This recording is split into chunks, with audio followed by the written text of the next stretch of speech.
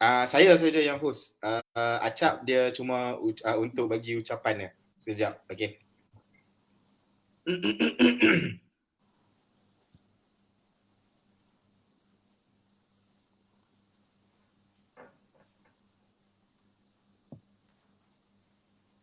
Aslam, countdown tak? Aslam dah live terus ya? Okey, dah live rasanya. Dah lah tengok atas tu Dah live. keluar lah. Sebelum kita mulakan mungkin boleh share dulu. Okey, dah live rasanya. Dah live tengok atas tu keluar.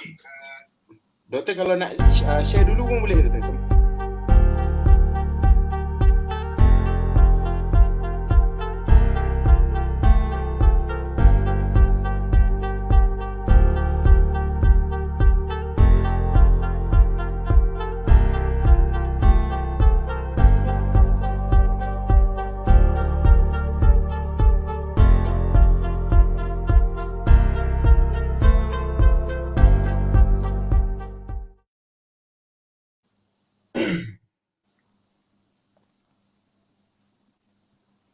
Okey, dah share. Rasanya doktor punya kamera. Ni Kamera saya tak ada. tengah. Okey, saya share sekejap Okey, boleh.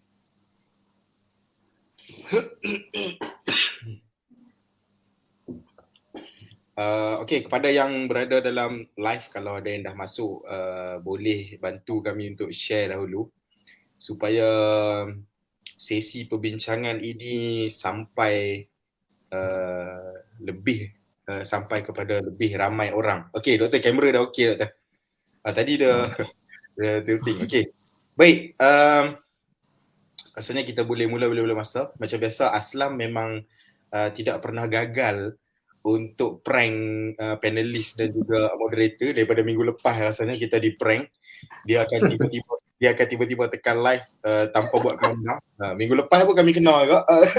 So lagi sekali Aslam prank. Minggu lepas lagi best, dia siap buka muzik tiba-tiba. Okay. Bismillahirrahmanirrahim. Innal hamdalillah nahmaduhu wa nasta'inuhu wa nastaghfiruhu wa na'udzu billahi min shururi anfusina wa sayyiati a'malina. May yahdihillahu fala mudilla lahu wa may yudlil fala hadiya lahu. Wa asyhadu an la ilaha illallah wa asyhadu an la ilaha illallah wahdahu la syarika lah wa asyhadu anna Muhammadan abduhu wa rasuluh. Ya ayyuhalladzina amanu taqullaha haqqa tuqatih wa la tamutunna illa wa antum muslimun. Ya ayyuhan nasu taqu rabbukum alladzi khalaqakum min nafsin wahidah wa khalaqa minha zawjaha wa batha minhuma rijalan katsiran wa nisaa wa taqullaha alladzi tasaaluna bihi wal arhama innallaha kana 'alaykum raqiba. Ya ayyuhalladzina amanu taqullaha wa qulu qawlan sadida yuslih lakum a'malakum wa yaghfir lakum dhunubakum wa man yuti'illaha wa rasulahu faqad faza fawzan 'azima. Fa inna khairal hadithi kitabullah wa khairal hadi Muhammad wa syarrul umuri muhdatsatuha wa kullu muhdatsatin bid'ah wa kullu bid'atin dhalalah wa kullu dhalalatin finnar. Bismillahirrahmanirrahim. Assalamualaikum warahmatullahi wabarakatuh. Baik, kita sekali lagi. Ini jarang-jarang berlaku Bu Sejen bersiaran 2 minggu berturut-turut. Ini permulaan yang saya kira baik untuk tim Bu Sejen bersemangat tahun ni dengan azam baru. Azam tahun lepas pun mungkin ada yang tak habis lagi, tapi tahun ni azam Bu Sejen semakin membara dengan kehadiran lebih banyak projek, insya-Allah. Baik. InsyaAllah. Yang pertama sekali, saya ingin mengucapkan terima kasih kepada rakan-rakan yang sudi bersama dengan kami pada sesi hari ini. Hari ini sesi yang saya kira sangat-sangat menarik kerana topik yang kita nak bincangkan ini makin hari sudah makin mendapat tempat dalam kalangan masyarakat. Sebelum saya nak ke ucap pertama, saya nak memperkenalkan dahulu panelis kita pada hari ini, iaitu Dr. Jeffrey Irwan bin Haris Gunawan, berumur 45 tahun, sudah berkahwin, bertugas sebagai pegawai perubatan di QFFD Klinik Pandan Mewah Selangor, Timbalan Presiden IDT, sebuah NGO berkenaan dengan kebajikan. ijazah perubatan dari UIA, Diploma Pengajian Islam Aris University, aktif bersama Mercy Malaysia di dalam dan luar negara, mendapat latihan selama 4 tahun dalam bidang psychiatry dan psikologi di USM Kubang Krian, pengasas channel YouTube Geng Sirah dan juga menawarkan kelas-kelas sejarah Islam. Dan doktor juga merupakan seorang aktivis kesihatan mental. Assalamualaikum warahmatullahi wabarakatuh, doktor. Waalaikumsalam warahmatullahi wabarakatuh. Sihat dah, Dr. Jeffrey? Alhamdulillah Syazwan. Ya, pertama kali saya dapat bersama dengan Book Surgeon. Terima kasih atas jemputan. Sama-sama, doktor. Baik, panelis yang kita pilih hari ini bersesuaian, insya-Allah bertepatan dengan tajuk yang kita nak bincangkan pada hari ini. Saya nak bergerak pantas sikit. Saya nak ke sesi ucap tama bersama dengan wakil. Selalu Acap, tiap-tiap minggu kita tengok muka Pak D, kita pun dah naik jemu lah. Hari ni kita tukar muka. Okay, kita bawakan Acap wakil bos Book Surgeon, iaitu Pak D. Silakan Acap. Baik, terima kasih Wan, Syazwan lah dalam orang kata program kali ni. So first kali saya nak ucapkan selaku wakil Book Surgeon, saya nak ucapkan kali saya nervous lah sebenarnya. So saya prepare skrip lah kat sini. Kalau nampak macam baca skrip tu orang kata boleh lah. Orang nervous sikit lepas gameplay ni. Okay, so boleh. Kira pertama sekali kita nak go terus lah. Saya diberikan tugas untuk melakukan ucap tama. Jadi dalam konteks kita pada malam ni, ucap tama ni kita nak buat pendahuluan, ucapan pendahuluan lah untuk kita highlightkan teras pembincangan berkenaan tajuk kita pada malam ni. Yang tu pasal ucap tama ni. Jadi sebelum saya nak mulakan ucapan ni, saya nak terima kasih sekali lagi kat Dr. Jeffrey sebab sudi nak luangkan masa malam ni bersama-sama dengan kami. Saudara Rozadi, kirim salam. Assalamualaikum kat doktor. Sebab dia tak boleh join malam ni. Doktor, semoga jasa baik doktor yang sudi nak luangkan masa pada malam ni untuk orang kata lakukan diskusi malam ni. Kami doakan semoga Allah balas jasa baik doktor lah. Allahumma amin. Jadi saya tak lupakan kepada tim Book Surgeon, Syazwan selaku moderator yang sentiasa bersemangat, konsisten dengan sekali saudara Aslam yang sentiasa ada di belakang tabir, tak jemu nak jalankan program Book Surgeon. Huge respect untuk tim saya. Jadi tajuk diskusi kita pada malam ni ialah healing, really atau trendy. Jadi kebelakangan ni lah kita kerap dengar dalam social media, even orang-orang sekeliling pun kita tengok dalam Instagram story, orang buat story pasal konten pasal healing, kenaan orang kata healing ni sebenarnya pada bahasanya, kalau contoh pada bahasa kita kata dia nak ubati sakit supaya nak jadi sihat semula lah healingnya. Proses. Tapi pada konteks kita pada malam ni, healing yang kita nak bincang ni selalunya orang guna adalah bukan pada healing yang fizikal, tapi pada mental, dalaman. Jadi menurut kefahaman kami lah, healing ni dia tak ada lah macam satu takrif yang universal kan. Dia tak ada, dia cuma takrifan masing-masing. Tapi menurut kefahaman kami, healing ni dia bertujuan untuk nak redakan tekanan perasaan ataupun stres yang dihadapi dalam kehidupan seharian lah. Dengan cara yang dalam yang selalunya kita tengok orang pergi bercuti ke tempat-tempat yang lebih dekat dengan alam semula jadi, nature lah. Dari sudut positifnya, kita boleh nampak bila nampak orang kata trend pasal healing ni, kita nampaklah kesedaran masyarakat pasal mental health ni orang kata dah mula mekar.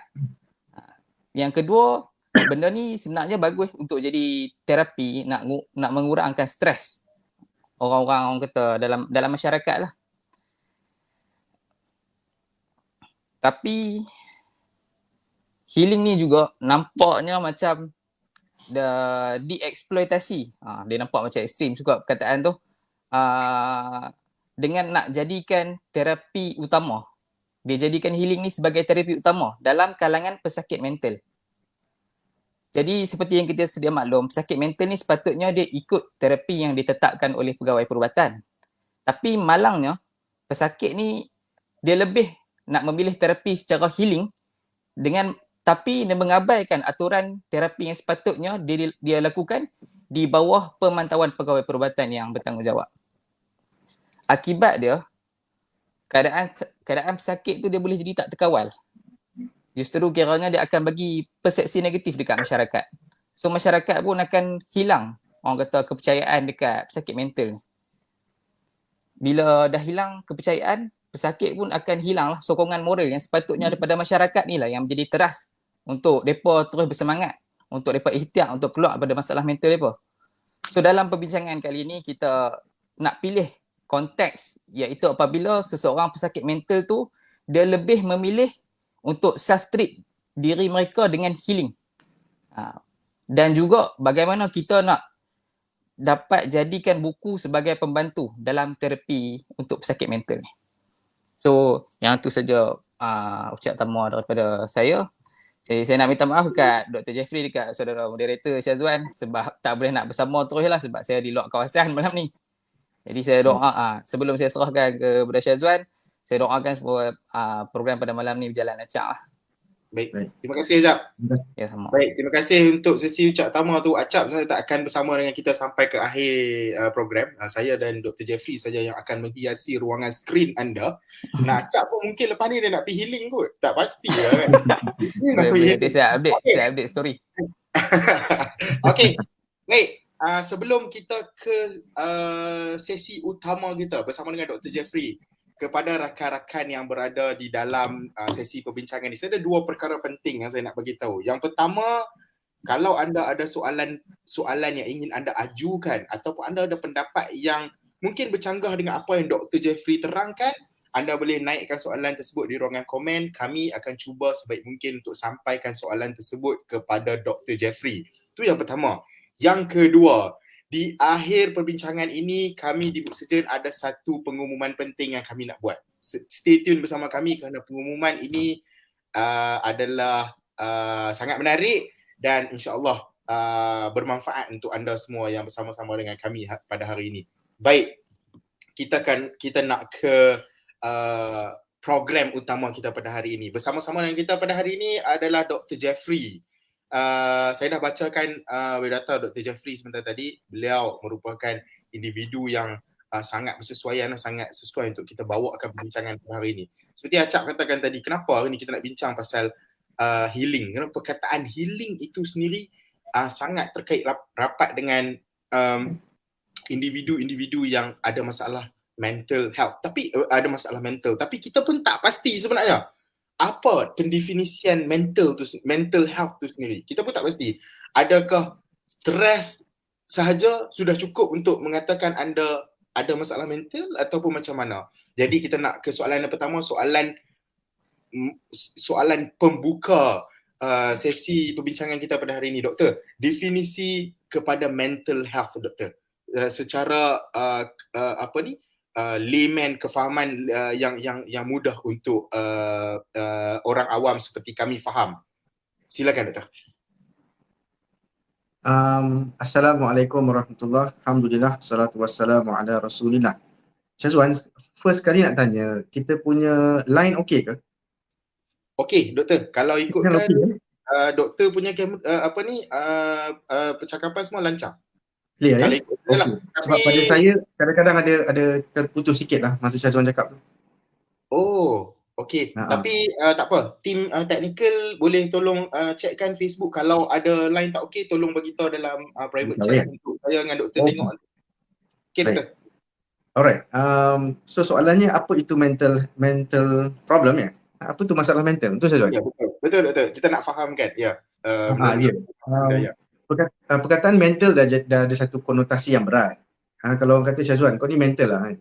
Terus kita sedih kan. Apa ni cakap mental? Sebab bila kita sebut mental, maksudnya kau. Jadi perkataan mental dah ada satu maksud yang agak berat. Tetapi bagi pihak orang perubatan, bagi pihak orang dalam psikologi, mental simply means mind. Dia bermaksud fikiran. Fikiran, perasaan, itulah dia semua dalam lingkungan mental lah, termasuk perasaan, cara fikir dan sebagainya. Jadi apa sahaja gangguan, kesusahan, kesulitan dalam hal yang bukan fizikal, kita boleh dengan mudah sebut sebagai masalah mental. Jadi stres sampai rasa macam tak nak pergi kerja, itu satu masalah mental.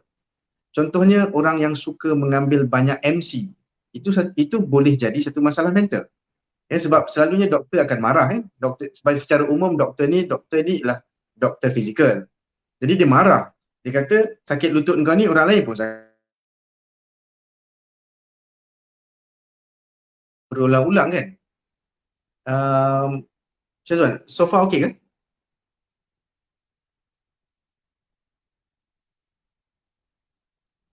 Mike, you tak unmute. Okey, tadi ada breaking sikit. Sekejap ada breaking. Betul. Maknanya jadi. Okey. Line saya kot alamak. Tak apa. Sekejap je tadi doktor. Tapi overall okey. Ya. Baik. So, jadi bila kita punya fokus ialah kepada fizikal, memang kita akan stres. Orang yang menguruskan orang mental ni lah, ataupun orang yang ada masalah mental ataupun masalah emosi. Kan? Sebenarnya akhirnya jawapan dia ialah kalau bukan masalah fizikal, ianya ialah masalah mental. Jadi masalah mental bagi pihak kami ia sangat luas. This is a mental problem. Kita kata this is a mental problem.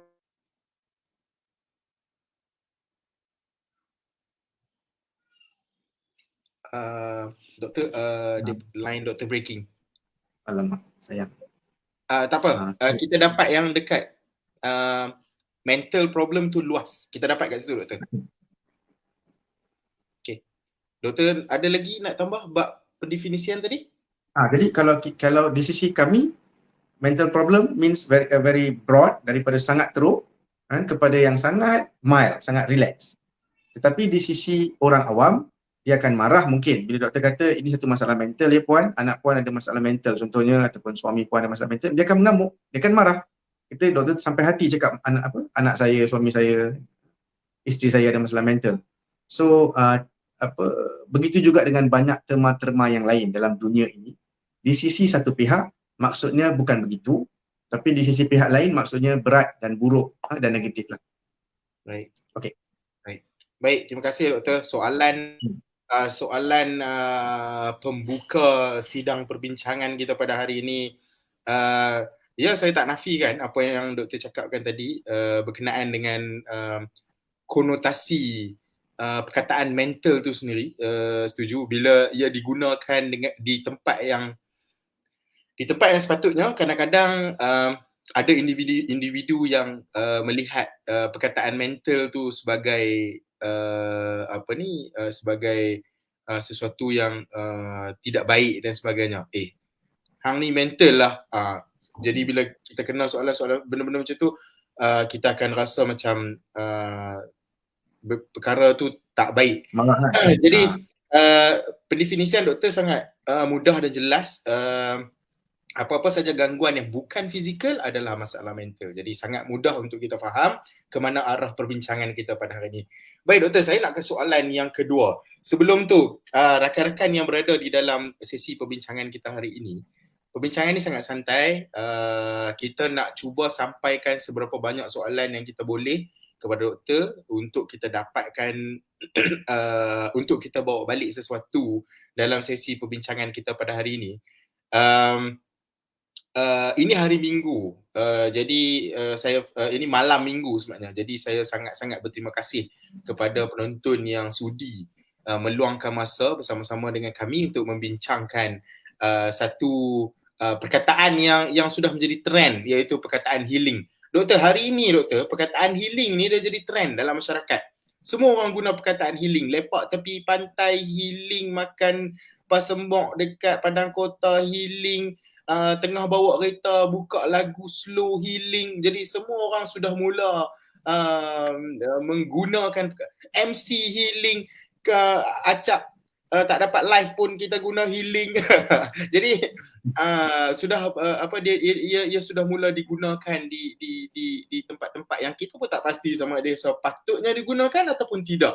Jadi soalannya doktor, apa sebenarnya definisi healing dalam konteks perubatan, khususnya mental health ataupun psikologi yang kita tengah bincangkan hari ini doktor? Silakan. Tidak dinafikan dari segi fizikal, Dari segi kesihatan fizikal, kita sudah sangat maju. Kalau dulu jangka hayat manusia ialah 50 tahun. Purata tau. Maksudnya kalau dah sampai 50 tu dia kira okey lah kan. Sampai 60 tu kira apa bonus lah. Tapi sekarang dah 75 contohnya. Dan dia akan jadi 80 insya-Allah. Dan dia akan jadi 90 purata jangka hayat seseorang manusia. So dari segi fizikal kita makin improve. Tetapi dia juga datang dengan kemajuan kononnya, iaitu kemajuan fizikal lah. Bangunannya, kerjanya, gajinya, bajunya, keretanya. Tapi apa yang problem dengan kemajuan ini semua ialah dia memaksa manusia, dia macam memerah manusia melebihi apa bateri yang dah siap ada dalam badan dia. Maksud saya ialah kalau kita perlukan tidur 6 jam, kan? Semuanya kena tutup sebenarnya. Kalau dulu tak ada lampu-lampu ni. Jadi bila dah gelap, manusia akan makin mengantuk. Jadi lepas isyak tu dah ngantuk, pukul 9 memang boleh tidur. Tapi sekarang kita boleh berjaga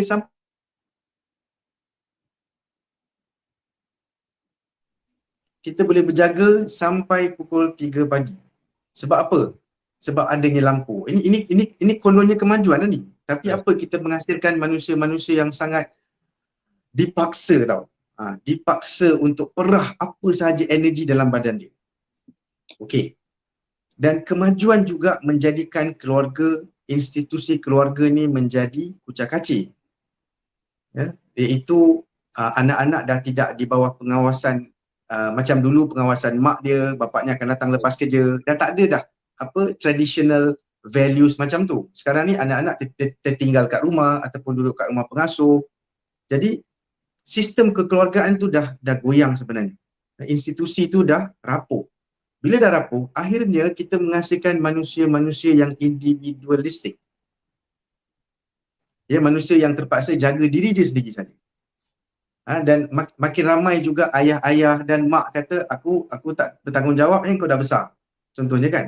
Ini kau dah kahwin, dah nasib kau. Dah kerja, dah kahwin, apa lagi kan. Macam tu. Dia senang aja dia punya buang tanggungjawab. Tak cukup dengan itu, suami pun boleh kata, itu hidup kau, itu kerja kau. Itu masalah kau. Jadi isteri pun cakap macam tu juga. Jadi akhirnya semua orang bersifat individualistik. Jadi kita nak guna tongkat apa ni kalau kita lemah ni?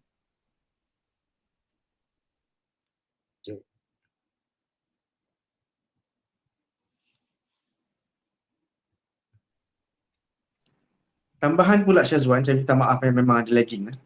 Tak apa. Sangkut dekat yang part tongkat tadi. Yes. Betul. Saya boleh detect, saya sambung lepas saya punya loading tu kan. Oh, okey. Okey. Boleh. Okey. So ni pun boleh buat masalah mental juga ni, stres ni. Okey. Jadi bila institusi kekeluargaan ini sebagai unit asas satu mana-mana ketamadunan, ini pun tak ada, kita nak bina tamadun apa sebenarnya? Susah nak bina ketamadunan sebab nanti makin lama manusia tu akan berjiwa kosong. Jadi cerita healing ni sebenarnya, Syazwan, kalau fikir balik Syazwan, lelaki tak bercakap macam ni. Ini bukan bahasa lelaki. Sorry aku tengah penat kan. Kalau kawan-kawan sama-sama kawan, bahasa lelaki sekurang-kurangnya 30 tahun dulu, Syazwan. Mungkin sekarang lelaki pun dah lembik kan. Ya. Saya akan beritahu sebabnya nanti. Lelaki sekarang pun dah lembik. Tapi aku stres jadi aku perlukan seminggu untuk kan. Apalah, ada saudara aku meninggal, aku perlukan seminggu untuk healing. Jadi aku nak pergi makan cendol, aku nak pergi minum kat tepi pantai. Ini bukan bahasa lelaki, ini bahasa perempuan, Syazwan. Okey. Jadi mungkin orang kata, apa sibuk sangat lelaki perempuan ni? Ya, inilah dua bangsa yang sangat berbeza sebenarnya. Bukan Melayu, Cina, India yang beza orang putih, orang hitam. Tetapi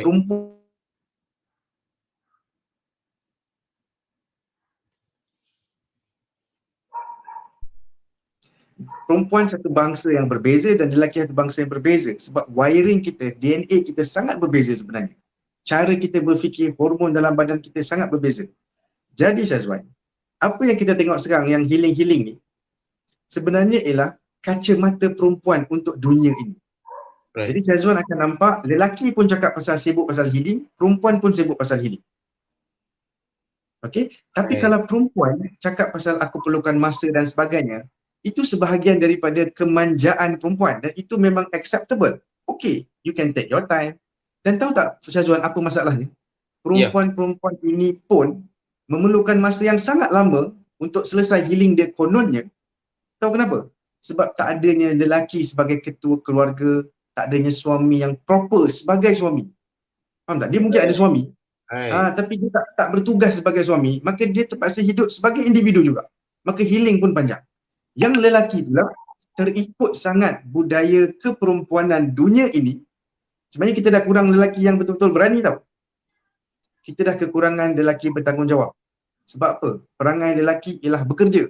Buat. Mana ada masa, aku kena healing lah sebulan, aku kena healing lah seminggu. Tak ada. Lelaki ialah orang yang, okey doktor, saya okey, saya sihat saya boleh sambung kerja sebab aku nak suap ni. Anak aku 5 orang, 6 orang, 7 orang ni. Itu lelaki. Dia tak ada masa untuk duduk dan check luka dia. Yang Right. check luka, nak tengok plaster apa, ini perempuan dan itu okey sesuai dengan kepribadian mereka dan style mereka. Tapi sekarang kita nampak secara keseluruhan dah jadi feministik dah. Kacamata perempuan dah sebenarnya dunia ini, manusia pun berperangai begitu. Saya tak tahulah macam mana perbincangan kita ni akan end, tapi itulah dia, itu pandangan saya lah. Okey. Baik, terima kasih. Saya faham doktor apa yang cuba doktor nak sampaikan, iaitu doktor tengah bincangkan tentang perbezaan dua bangsa yang berbeza, iaitu lelaki dan perempuan. Problem dia sekarang adalah healing ini adalah daripada kacamata wanita, kacamata perempuan. Jadi saya rasa doktor tengah lag. Mesti doktor tak dengar. Betul. Nanti ya. Okey. Okey. Healing sebenarnya adalah daripada kacamata wanita. Jadi healing yang berpanjangan ni adalah disebabkan lelaki yang nak turut healing bersama dengan wanita dan akhirnya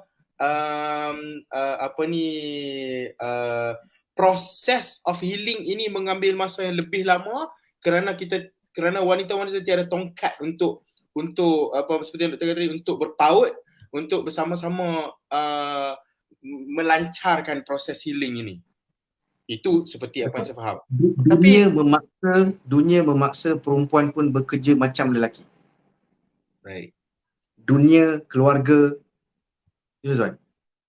Right. Ya, saya dapat doktor. Dapat. Syazwan? Ya, saya dapat apa yang doktor cuba nak dunia sampaikan. Memaksa. Kemudian jadi memaksa, jadi dia bekerja lebih daripada kebiasaan dia. Maka siapalah yang tak breakdown dalam dunia yang macam ni? Right. Okay. Baik. Terima kasih doktor. Okay. Baik. Itu adalah pendefinisian healing. Sangat menarik sebab doktor pecahkan pendefinisian healing tu kepada bukan kepada bangsa Melayu, Cina, India dan sebagainya, tapi doktor pecahkan pendefinisian itu kepada jantina, iaitu kepada kepada wanita dan juga lelaki.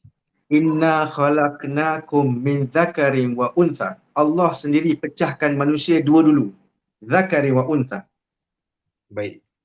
Kemudian baru wa ja'alnakum syu'uban wa qabaila lita'arafu. Baik. Kemudian aku datangkan pecah kepada bangsa dan suku kaum untuk kamu berkenal-kenal. So pecahan pertama dari Allah, lelaki perempuan. Okey. Doktor, minta maaf sikit doktor. Boleh saya tahu ayat tu daripada daripada surah mana doktor? Untuk biasanya saya buat notes. Boleh saya dapatkan doktor?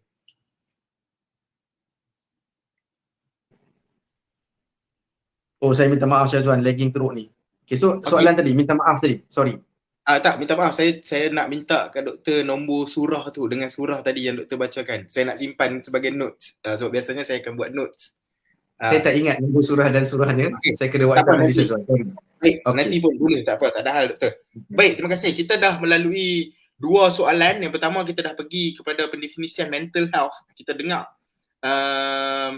perkataan mental ini bagaimana ia masuk ke dalam masyarakat. Itu yang pertama. Yang kedua, kita berbincang berkenaan dengan pendefinisian. Minta maaf.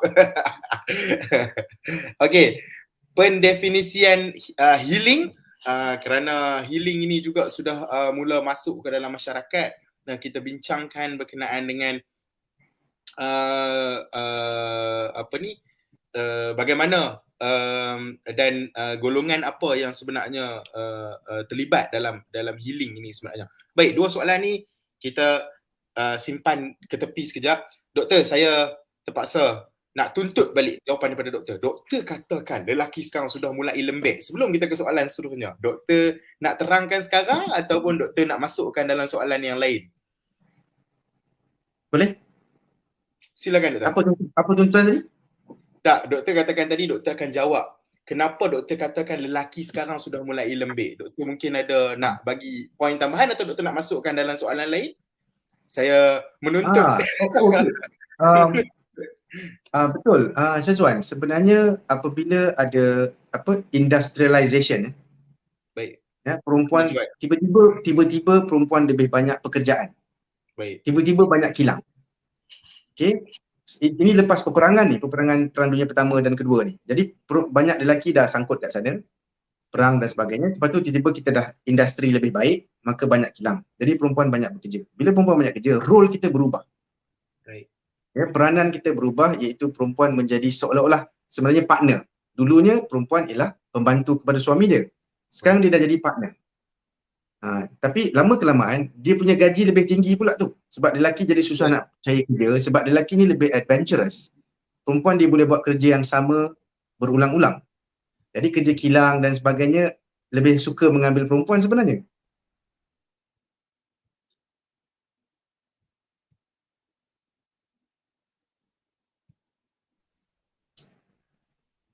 Sorry Syazwan.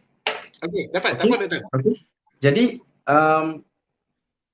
lama kelamaan dia the table has turned lah. Jadi perempuan lebih banyak suaranya, maka lelaki akan lebih diam. Jadi ketua keluarganya secara seremoni, secara majlisnya, secara upacara lelaki. Tapi kalau kita perasan dalam kebanyakan keluarga yang kita tengok, mungkin keluarga kita sendiri yang betul-betul buat keputusan sebenarnya ibu-ibu kita. Right. Dan benda ini tak berlaku 2 generasi sebelum ni. Tak. Zaman nenek kita bukan macam tu. Yep. Dia mungkin membebel sikit, dia mungkin tak puas hati, tapi atuk akan masih buat keputusan dia. Baik. Tapi sekarang tak. Kebanyakan ayah-ayah kita, abang kita akan ambil back seat. Right. Okay? Sebab apa tahu? Sebab bila perempuan lebih berkuasa, lelaki akan rasa lemah. Okay? Kemudian lemah ini diwarisi tau. Lelaki malas lah, apalah, lemah lah, gitu gini. Kita mewarisi pemikiran ini. Jadi lelaki dah sebab itu lelaki dah tak jadi lelaki. Dari segi apa? Dari segi mengambil tanggungjawab. Okey. Kita dah tak ada tribal leader tau, Syazwan. Takutlah ni panjang pula kan. Jadi kita dah tak ada tribal leader. We got no leader anymore. So tak ada siapa bertanggungjawab. Saya bagi contoh. Seorang lelaki yang ada adik-beradiknya. Okay. Ini abang ni sulung. Adik lelakinya, ada anak, ada isteri dan sebagainya. Kalau adiknya meninggal dunia, apa jadi ke anak-anak ni? Ni patutnya anak saudara kan? Ya. Okay. 300 tahun dulu, 1000 tahun dulu, anak-anak saudara ini berada di bawah lelaki. Baik. Automatik. Tapi sekarang, diorang berebutkan faraid je. Ya. Bapa aku dapat. Lepas tu apa? Nasib lah. Adik ipar aku uruskan. Yalah sebab apa? Hidup dah jadi individualistik kan. Right. Jadi bila sistem keluarga itu tak teguh seperti mana dulu, manusia kena fend for themselves, dia panggil orang putih kata.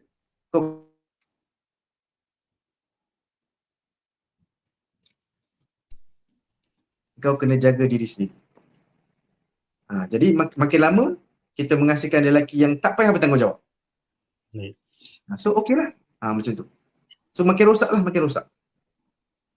Baik, terima kasih doktor. Jadi doktor menjawab saya menuntut kembali kerana doktor katakan lelaki sudah semakin lembik, tapi kena ingat doktor kata lembik apabila sudah tidak diberatkan dengan tanggungjawab, sudah tidak perlu lagi untuk membuat keputusan. Sebenarnya bila doktor terangkan tu tadi, ia sedikit sebanyak menjentik saya memikirkan apa yang berlaku dalam keluarga saya. Maksudnya oh ya betul juga, kita tak selamanya membuat keputusan.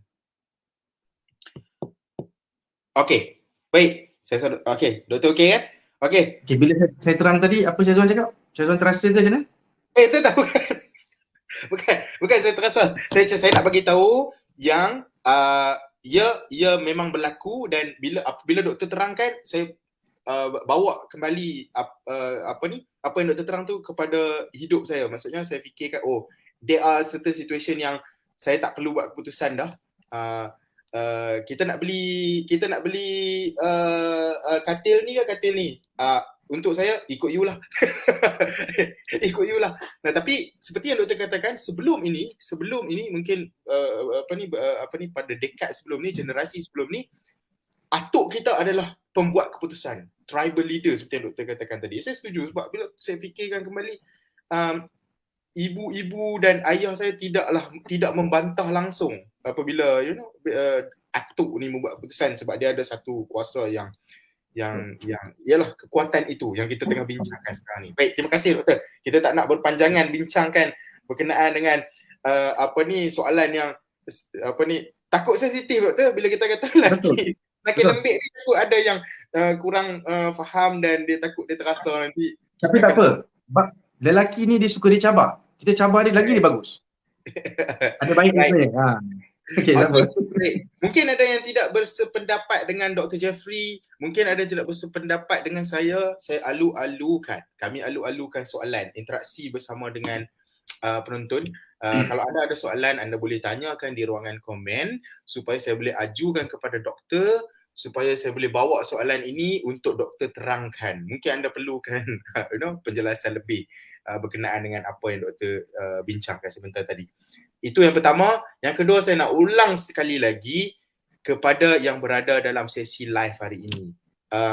Saya minta untuk anda stay sampai ke akhir perbincangan, kerana saya ada pengumuman penting. Pengumuman penting di Book Surgeon. InsyaAllah saya akan sampaikan pada hujung perbincangan ini. Baik, terima kasih. Saya nak ke soalan yang seterusnya, doktor. Baik. Bercakap soal healing. Okey, bercakap soal healing, kita dah dapat kita sudah dapat dia punya pendefinisian sebentar tadi daripada doktor. Kita juga faham bahawa seperti yang doktor kata, menurut pemahaman doktor, ia bukan bahasa lelaki. Okey.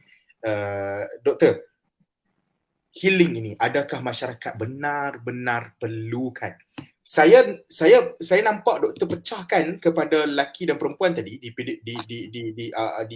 di soalan yang kedua tadi.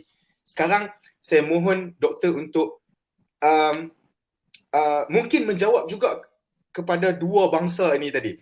Bangsa lelaki ni betul ke perlukan healing ini, dan juga yang wanita ni pun, adakah mereka benar-benar perlukan healing, atau ia cuma trend untuk dilihat up to date? Apa pandangan doktor? Silakan doktor. Tidak dinafikan bahawa manusia memang perlukan cuti, manusia perlu break. Take a break. Syazwan pun bukan hari-hari buat kerja ni, itu tak? You ada masa-masa bawa family pergi tepi pantai dan sebagainya. Tapi kenapa kita perlu tag perkara itu dengan aku sedang healing? Right. It's just recreation lah. It's just happy. Aku happy bersama family. Tapi kenapa nak healing? Itu kan negative connotation. Dia ada konotasi negatif. Maksudnya aku ada masalah, aku nak kena heal. Kan? Jadi sebenarnya tak perlu pun untuk kita sangat overuse healing. Sebagaimana depression is overuse and abuse. Yes. Aku depression, aku gini, aku bipolar. Orang nampak happy sikit, kita jenis tak happy. Nampak orang happy sikit, kau ni bipolar kan. Senang sangat nak buat assumption kan. Jadi kita memang overuse lah. Zaman dulu Syazwan, 30 tahun dulu, 20 tahun dulu, orang tak sembang macam ni. Anak-anak tak cakap, Baba you jangan marah saya tengah depressed ni. Mana anak cakap macam tu? Kalau kita kena pun, kita take it je lah. Take it je lah, tak ada depressed kan. Tak adalah. Bahasa tu pun tak ada, perkataan tu pun tak digunakan. So, so pada pendapat saya, dia dah jadi trend sebenarnya. Dia lebih trend daripada keperluan. Tapi kalau orang memang yelah, dalam kapasiti dia, dengan duit dia, dengan masa yang dia ada, dia perlu untuk pergi tepi pantai, nak makan, nak minum air kelapa, by all means, no problem, happy lah. Syazwan orang yang tak kisah pasal cuti. Saya kisah pasal cuti. Saya pergi selalu. Ada apa masalah? No problem. Your time or your me time or your happy time is reading book. So Syazwan happy dengan reading book. Saya happy dengan pergi tepi pantai. Orang lain happy dengan pergi konsert ke apa ke kan. Masing-masing lah. Ada orang dengar lagu kan. Cumanya saya tak nampak lah apa kesan buruk sangat menggunakan aku tengah healing. Tapi bila fikir balik, sebab dia bukan zaman saya tau Syazwan. Saya umur 46 ni Syazwan, 45. Okay. Saya hampir tak pernah terbaca dalam Facebook saya, aku tengah healing. Sebab kawan-kawan saya semua dah tua kan Syazwan. Kita tak cakap macam tu kan. Yalah. Agak merah kan. Jadi mungkin ini dalam IG, dalam TikTok banyak ni. Right. Mungkin. Syazwan umur berapa? 20? Saya boleh tanya ke soalan ni? Minggu depan, boleh. Minggu depan 20, umur saya 30 tahun. 30 je? Oh, Masya Allah. Muda lagi sebenarnya. Nampak lagi muda. So, maybe ini bahasa budak yang sekarang dan trend ini pun akan berlalu. Nanti diorang akan cari perkataan lain untuk jadikan trend. Trend is like that. It comes and goes. Macam bell bottom lah. Slow bell bottom, macam rambut afro ke apa-apa je lah. Baik, kalau begitu doktor. Ya, saya setuju macam yang doktor katakan tadi, manusia perlukan break tapi tak perlulah tag kepada healing, tak perlu overuse bipolar dan juga depression. Doktor, sedikit soalan tambahan doktor. Kalau dia dah didiagnose doktor, dia dah memang didiagnose bipolar ataupun saya ada tengok satu ni, major depressive MDD, major depressive sorry doktor kalau saya salah. Disorder. Okay. Kalau dia sudah di diagnose, adakah dia dah didiagnose, jadi dia menggunakan perkataan tu terlampau banyak juga dan kadang-kadang ia dijadikan alasan dan sebagainya. Bagaimana doktor? Adakah doktor rasakan ia overuse? Masih overuse? Masih overuse. Okay. Masih overuse. Overuse and abuse. You see Syazwan, manusia dulu dia kesukaan dia, kemahuan dia ialah sihat. Right. Sebab kita dalam masyarakat, kita dalam family, kita nak happy sama-sama. Sekarang ni you tinggal seorang Syazwan. Bayangkan you tinggal seorang, umur 30-an, mungkin tak ada family lagi, tak berkahwin lagi, susah nak kahwin sebab mas kahwinnya tinggi, gitu gini. Kerja pun kena kerja betul-betul. Sebab nak bayar hutang yang parents kita buat contohnya. Ini benda yang berulang kan, ataupun turun-temurun punya masalah. Jadi orang macam ini dia memang perlukan diagnosis tau Syazwan. Untuk apa dia perlu diagnosis? Supaya dia boleh cakap ada masanya dia tak boleh pergi kerja, sebenarnya dia tak ada motivasi kan. Jadi, aku sebenarnya depressed, aku sebenarnya bipolar. Maknanya penyakit satu hal, penyakit mungkin satu benda yang keturunan DNA dan sebagainya. Tetapi manusia tu tetap manusia. Right. Yeah. So, you letak penyakit atas manusia yang memang dah jiwa kosong, maka dia seolah-olah tak akan mahu sembuh. Yes. Okay? You bagi penyakit macam ni kepada orang yang contohnya positif. Orang yang ada family, ada support dan sebagainya.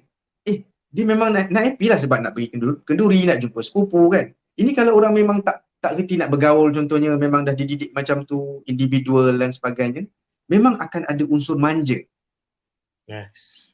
Sebab manja yang diperlukan dia tak dapat dari mana-mana. Jadi akhirnya dimanjakan diri dia. Dan kita tengok kan orang ambil gambar seorang-seorang minum kopi, seorang-seorang makan croissant, kan? Seorang-seorang baca buku kan, seorang-seorang tengah menulis kan. Sebab memang individualism dah sekarang ni. Dan the only tempat yang dia boleh dapat sedikit manja, sedikit attention ialah dari social media. Right. Dapat like, Yes. dapat ni, oi sorry oi aku harap kau sihat. Yang cakap harap sihat pun duduk pun berapa kilometer je, tak jumpa pun. Yes. Kan, tak ada pun bertemu ke apa ke, tak ada pun, duduk dalam, semua dalam Facebook je. I feel you, I feel you. I syafaqillah, feel you. syafaqallah, syafaqallah, Yeah. syafaqillah, apa tu. Tapi manusia dah tak real lah sekarang. Yes. Nampak sangat concern dalam social media, tapi tak concern pun. Tetapi jadilah concern yang fake ni pun, jadilah daripada tak ada apa-apa katanya. Right. Right. Jadilah. Tapi kan, benda-benda fake ni dia cepat rosak. Yes. Ya, benda palsu cepat rosak, jadi sekejap je. Posting pertama dia happy 3 jam. Yeah. Sebab dia dapat 300 like dan 20 komen. Tapi nanti habis. Dalam masa sejam 2 jam habis dah. Dia punya apa dipanggil lah, dia punya euforia, dia punya happy dia sekejap je. Lepas tu nak kena posting kedua pula. Tapi apa tu akan jadi?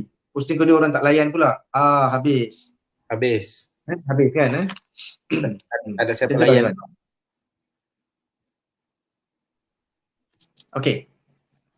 Okey, baik. Terima kasih doktor. Saya sejujurnya duduk di kerusi ni rasa macam nak berdiri untuk memoderatorkan program ni. Bila doktor katakan yes, ada situasi yang ada individu-individu yang overuse perkataan bipolar, malah bukan saja overuse, abuse perkataan bipolar juga. I mean bukan bipolar saja, perkataan-perkataan lain juga. Yes, sakit satu hal, tapi sikap terhadap orang lain, sikap terhadap masyarakat itu satu hal. Itu satu hal yang berbeza. Yes, sakit satu hal, kita faham. Tapi apabila ia sudah mula, hari ni kenapa tak kerja, ni aku ni sakit yang aku memang inilah. Jadi dia abuse situation. Mentang-mentang lah kita tak duduk di situ, satu hal. Mentang-mentang lah penyakit tu tak nampak, itu pun satu hal juga. Ya, kat sini perbincangan ni saya nak betulkan balik, takut ada yang salah faham. Perbincangan ini bukanlah untuk merendah-rendahkan siapa yang sakit. Guys, betul. Doktor yang terlibat secara langsung, terlibat aktif dengan mental health dan sebagainya.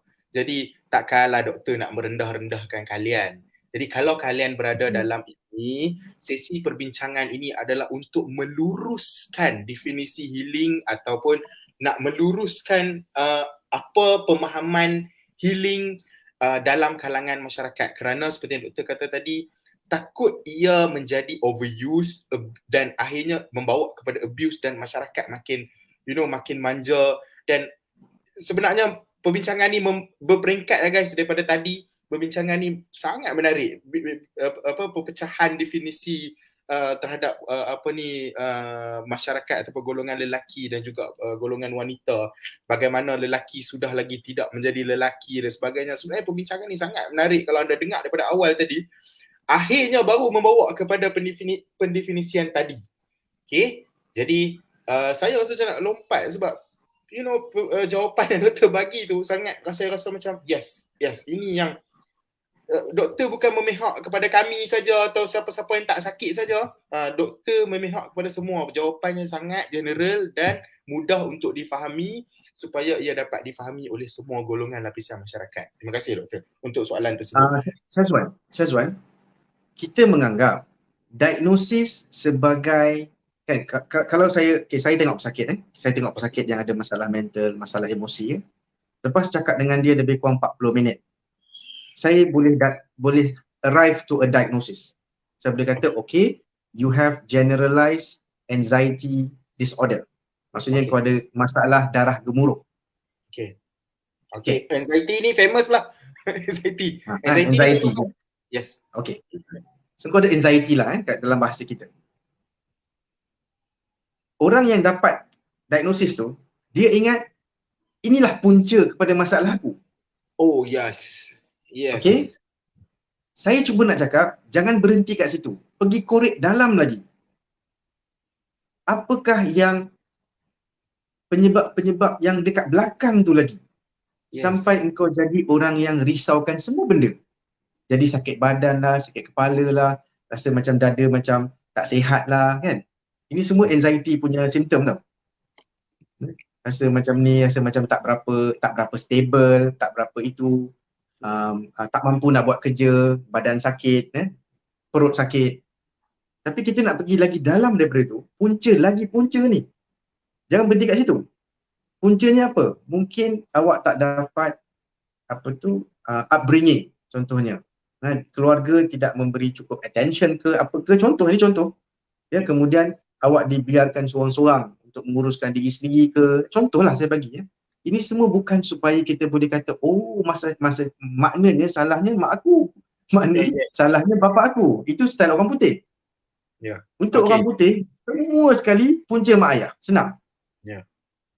Sampai mereka pun dah buat lawak pasal benda tu. The psychologist pun, psychiatrist pun cakap, dia kata akhirnya apa punca semua masalah ni, katanya your parents. Oh, I knew it, katanya. I check on internet. Soalnya semuanya mak bapak. Saya nak ceritakan, kita ni dah berumur 20 tahun, 30 tahun. We are individuals kan. Yes. Jadi kita kena take charge. Saya rasa sekarang ni disebabkan pemikiran yang tak payah take charge, tak ada siapa perlu take charge, akhirnya taking charge of yourself pun tak payah. You sendiri pun tak payah nak bertanggungjawab atas diri sendiri. Jadi macam nak lepaskan tanggungjawab? Ini ada menggunakan terma-terma ini. Yes. Kau tak boleh marah aku, bos tak boleh nak tekan saya macam ni, saya ada depression. Kan, padahal bos hanya cakap kau kena datang pukul 8 malam pagi. Kau balik pukul 5, kau tak boleh datang pukul 10. Bos tak boleh buat macam ni, saya depression, saya anxiety. You see, orang boleh lari dari tanggungjawab. Kan? Jadi, thank you Syazwan for pointing that out, bahawa kita bukan anti-psychiatry. Saya doktor yang memang tengok pesakit psychiatry. Tapi, inilah peluang saya untuk ceritakan secara umum, kita yang deal dengan orang dan orang yang ada sendiri diagnosis, jom kita jadi manusia yang jauh, yang satu notch higher lah, yang lebih kuat. Kita kuatkan jati diri kita sebenarnya. Jangan duk paut pada diagnosis je. So apa-apa pun akhirnya diagnosis. Kenapa kau tak boleh jadi anak yang baik? Aku depressed. Kenapa kau tak boleh pekerja baik? Aku depressed. Kan kita berpaut. Apa kata kita lepaskan tongkat ni? Aku yang salah, aku yang datang lambat. Esok aku akan datang awal. Take charge. Aku yang kasar kepada isteri aku. Aku yang kasar pada suami aku. Bukan bipolar tu. Aku akan take charge. Aku akan ubah esok. Aku akan ubah minggu depan. Next question. Terima kasih doktor. Yes, saya nak ulang kembali. Sakit satu hal, tapi datang lambat Mai Reza, itu satu hal yang berbeza. Jangan cuba untuk kaitkan. Seperti yang Dr. Jeffrey cakap, take charge untuk apa yang ataupun bertanggungjawab untuk apa yang anda lakukan. Kalau anda tak mampu buat sesuatu, janganlah asyik-asyik abuse the words ataupun menggunakan terma-terma penyakit-penyakit ini sebagai sebagai escapism untuk anda tak buat. Okay, so jelas kat situ. Sesi perbincangan ni sebenarnya semakin menarik sebab ia membuka pemahaman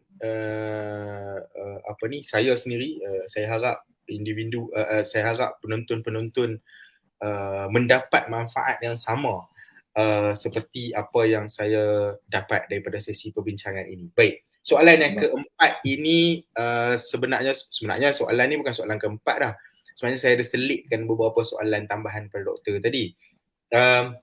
Soalan yang seterusnya ini doktor. Soalan ini kepada penonton-penonton yang berada di dalam sesi perbincangan ini. Soalan ini kita tengah tanyakan kepada orang yang sesuai. Okay? Di depan saya ini adalah seorang pengasas channel YouTube Gang Sirah. Okay? Diploma pengajian Islam daripada Aris University. Jadi kita tengah bercakap dengan orang yang sesuai. Doktor, akhirnya kita nak kembali kepada agama doktor. Saya nak tanyakan kepada doktor. Nabi di satu ketika Nabi menghadapi tahun kesedihan.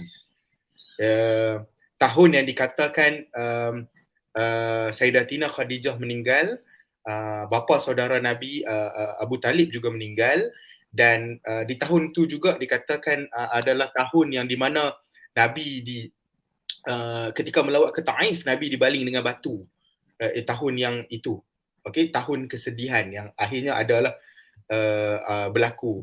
Jadi doktor, cara healing yang syar'i menurut agama kita, okey, kita fokuskan kepada agama Islam dahulu sebab kita nak pergi pada role model kita iaitu Nabi Muhammad sallallahu alaihi wasallam. Bagaimana Nabi melalui tempoh kesedihan ini? Bagaimana Nabi healing? Okey. Bagaimana Nabi melalui tempoh ni, doktor? Silakan. Baik. Okey. Sebenarnya ada beberapa tempat dalam sejarah di mana Nabi jadi down, lemah semangat lah, sedih. Ya. Tahun yang Syazwan sebut tadi dipanggil Amul Huzni, yang bermaksud tahun kesedihan lah dalam bahasa Arab. Ya. Okey. Jadi waktu itu penyelesaian Allah membantu Nabi lah, sebab Nabi dah down sangat dah ni. Sebab orang yang sangat penting dalam hidup dia, satu demi satu, meninggal dunia dalam tempoh lebih kurang 1 bulan. Iaitu Khadijah dan Abu Talib. Tak cukup dengan tu, bila Nabi kehilangan ketua kabilah sebagai protector dia, zaman dulu tak ada polis, tak ada askar. Semua kekuatan datang dari kabilah dia.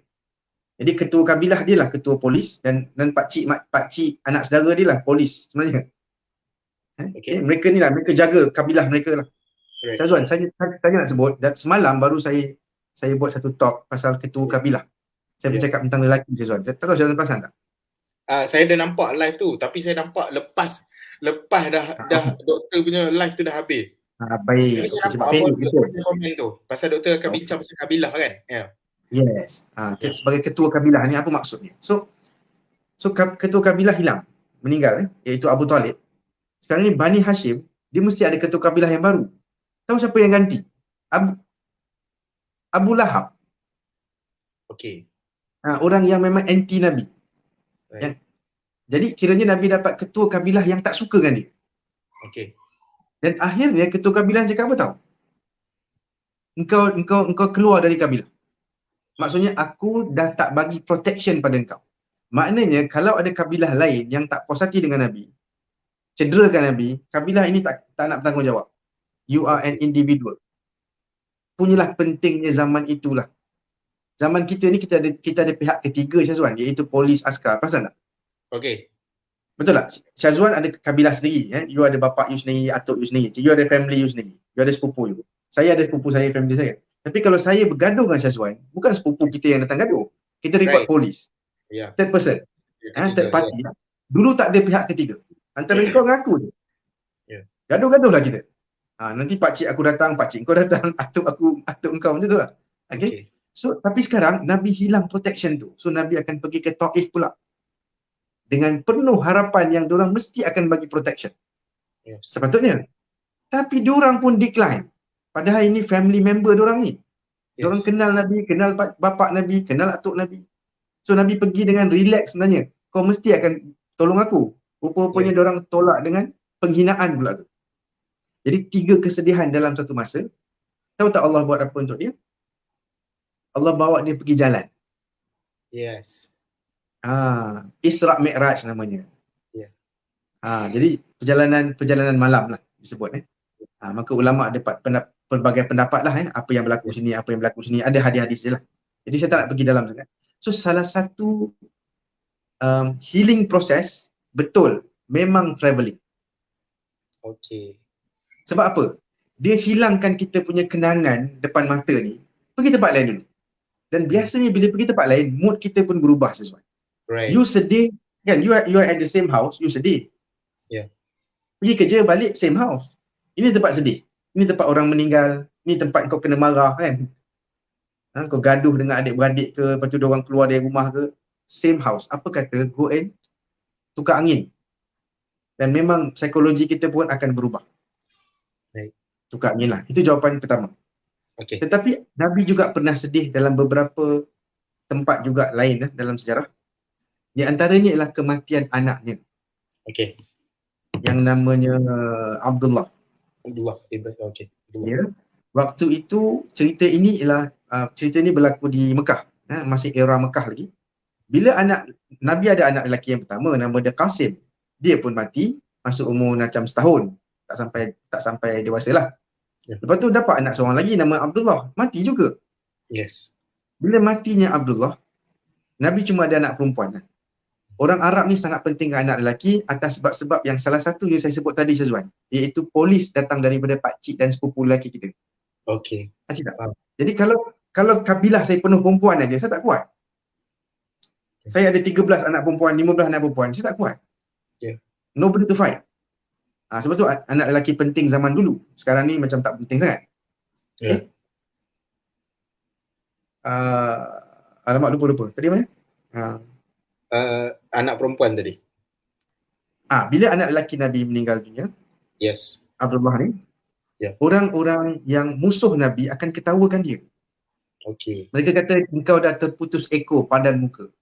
Dia istilah mereka ialah dia dah jadi al-abtar. Al-abtar maksudnya cicak ataupun biawak yang terputus ekor. Okey. Dan itu pepatah dia lah, simpulan bahasa dia. Maksud dia ialah seorang lelaki yang tak ada anak lelaki. Ekor ni macam sambungan lah. Ya. Jadi kau matilah, tinggal perempuan je. Jadi tak ada sambungan kau punya nama. Nobody to carry your name. Dan benda tu benda sangat penting untuk orang Arab waktu itu. Nobody to carry your name. Engkau ni al-abtar. Jadi itu yang turun surah Inna a'tainakal kautsar. Allah cakap kat Nabi macam mana? Bila Nabi tengah sedih ni, dia diketawakan padahal dia kematian anak, tapi orang ketawakan dia. Ya. Inna a'tainakal kautsar, sesungguhnya kami sudah bagi kamu sangat banyak. Itu maksud umum dia. Kami dah bagi banyak kat engkau. Maknanya bersyukur, berfikir pasal apa yang kita sudah ada pun salah satu cara healing. Jadi kawan-kawan kita yang tengah down ke apa ke, kita ingatkan dia, kau tahu tak? Keadaan kau ni 5% orang pun tak ada tau. Maksudnya 90% orang tak ada. Kau pandai, kau dah ada degree, kau dah buat diploma, faham tak? Kau pandai cakap, contohnya kan Azwan. Kau handsome, faham tak? Kita kena bagi dia yang happy-happy ni. Yes. Betul, Allah pun buat begitu. Inna a'tainakal kautsar fasalli li rabbika wanhar. Maka solatlah dan berkorbanlah. Jadi Allah bagi dia action plan pula. Kau dah dapat banyak, kau jangan risau. Kau dah dapat banyak. Maka solatlah dan berkorban. Maksudnya Allah suruh kita buat action plan. Antara solat ialah very direct, Allah dengan kita dengan Allah. Kemudian berkorban antara kita dengan manusia. Maksudnya kalau you stress, you depressed, you pergi tengok orang yang susah, you tolong dia. Saya cakap betul-betul Syazwan, kita ni warga negara ni kalau stres sangat, kita patutnya saya bawa korang ni semua pergi tengok macam mana orang Rohingya hidup. Tahu kan kita ada pelarian di sini? Yes. Okay. Kita ada lebih kurang 100,000 pelarian Rohingya dekat Malaysia. Yeah. Mereka hidup sangat susah Syazwan. Kerja haram bekerja. Haram bawa motor, tak boleh ada lesen, tak boleh. Mereka hanya dibenarkan untuk sedut udara saja kat Malaysia. Dan berada saja. Kerja tak boleh, semua tak boleh. Semuanya haram. Yeah. Faham tak? Diorang kena curi-curi, naik motor, curi-curi ini. Bukan mencuri, tetapi you faham? Go around the system. Susah. Dan mereka dah 3 generasi, 4 generasi duduk kat Malaysia. Bayangkan, 4 generasi tak boleh sekolah betul-betul. Pergi sekolah kita pun tak boleh Syazwan. Budak-budak ni tak boleh pergi sekolah. Diorang kena pergi sekolah private yang disiapkan oleh NGO. Itu pun tak cukup. Jadi, kalau kita boleh bawa lah kawan-kawan kita ni, pergi tolong diorang. Uruskan diorang. Tengok, ajar anak-anak ni, mengajar ke, membaca, mengira kan. Maka kita akan rasa, Alhamdulillah kita warga negara. Betul tak Syazwan? Sebenarnya kan, kebahagiaan berbentuk relatif tau. Dia bukan absolute. Yes. Happiness is relative. If you Syazwan duduk bersama semua geng-geng podcast yang hebat-hebat, you lah paling miskin. Yalah. Kita lah paling miskin. Kita paling lekeh ke ni. Podcast orang lain kan, sampai masa live 1,000 orang tengok. Masa live 5,000 orang tengok. Masa kita live tak tahu berapa, saya tak nampak kat sini. Okay, sikit je lah mungkin. Tak sampai 5,000 saya rasa. Jadi, kalau kita duduk sama diorang je, memang down lah. Tapi kalau kita jumpa orang lain yang baru bertatih, susah gitu gini, aku okey lah ni. Aku buat live adalah 200 orang tengok contohnya kan. Okey lah, jadilah. Jadi kita sentiasa kena belajar untuk pergi membantu orang susah, dan ini sudah hilang dalam masyarakat kita kerana sifat individualistik. Bila kita kata jom kita pergi buat program untuk tolong orang susah, aku pun susah katanya. Alahai. Ya kau susah tapi ada orang lagi susah, jom pergi tengok. Saya rasa Syazwan pun mungkin akan tanya nanti, habis siapa yang paling susah kan? Gayanya kau paling susah, kawan aku yang tu pun paling susah. Siapa paling susah ni? Tapi paling-paling susah kau pun masih bekerja, gaji 3,000. Gaji 2,500. Paling susah kau ni, aku terpaling sakit, terpaling itu, terpaling ini. Kan? Subhanallah. Okay, so balik kepada ni. Fasalli li rabbika wanhar, dan Allah ajar juga Nabi Muhammad, inna syani'aka huwal abtar. Siapa yang hina kau, orang hina kau ya, dia yang akan terputus. Maksudnya Allah nak cakap apa? I will take care of him. You take care of yourself. Biar aku uruskan orang lain. Baik. Okay. Baik. Saya terkedu sekejap dengan pendefinisian surah Al-Kautsar tu sebenarnya. Baik, terima kasih Doktor untuk jawapan yang saya kira itu menarik, sebab saya memang tunggu soalan ni sebenarnya, cara healing yang syar'i, cara healing yang sebab saya nak tanya kepada orang yang sesuai supaya kenapa? Kerana soalan ini akan bila doktor jawab, bukan saja menjawab kami yang ada dalam live, tapi orang yang berada dalam live ni boleh sampaikan kepada golongan-golongan atau kawan-kawan mereka yang depression atau dan sebagainya. Yang pertama, doktor mengikut penerangan doktor tadi, selepas Nabi melalui tahun kesedihan, Allah bawa Nabi berjalan, ataupun dalam kita punya bahasa yang sangat menarik doktor bagi tahu tadi, tukar angin. Tukar angin. Jadi bila tukar angin, mood pun berbeza. Itu saya tak nafikan lah, sebab bila kita berjalan dan sebagainya, kita melancong sebenarnya, bila kita balik mood kita macam hype up, macam refresh sikit. Okay, itu yang pertama. Yang kedua, ini yang menarik, bersyukur. Kerana dalam terpaling kita itu, saya tak tahu nak guna perkataan yang betul, tapi dalam kita merasakan kita terpaling sakit itu, dalam kita merasa kita terpaling depres itu, kita tak melihat siapa yang, kita tak tengok balik, kita tak renung kembali, kita tak relax, duduk dan fikir, oh ada lagi yang lebih susah daripada aku. Dan seperti yang doktor bacakan tadi, inna a'tainakal kautsar, sesungguhnya kami telah memberikan kepadamu nikmat yang banyak. Doktor, kadang-kadang nikmat tu mai kita tak nampak, doktor. Sebab dia tak nampak. Hari ni tidur, esok bangun, fresh. Bangun. Tak payah beli udara ni.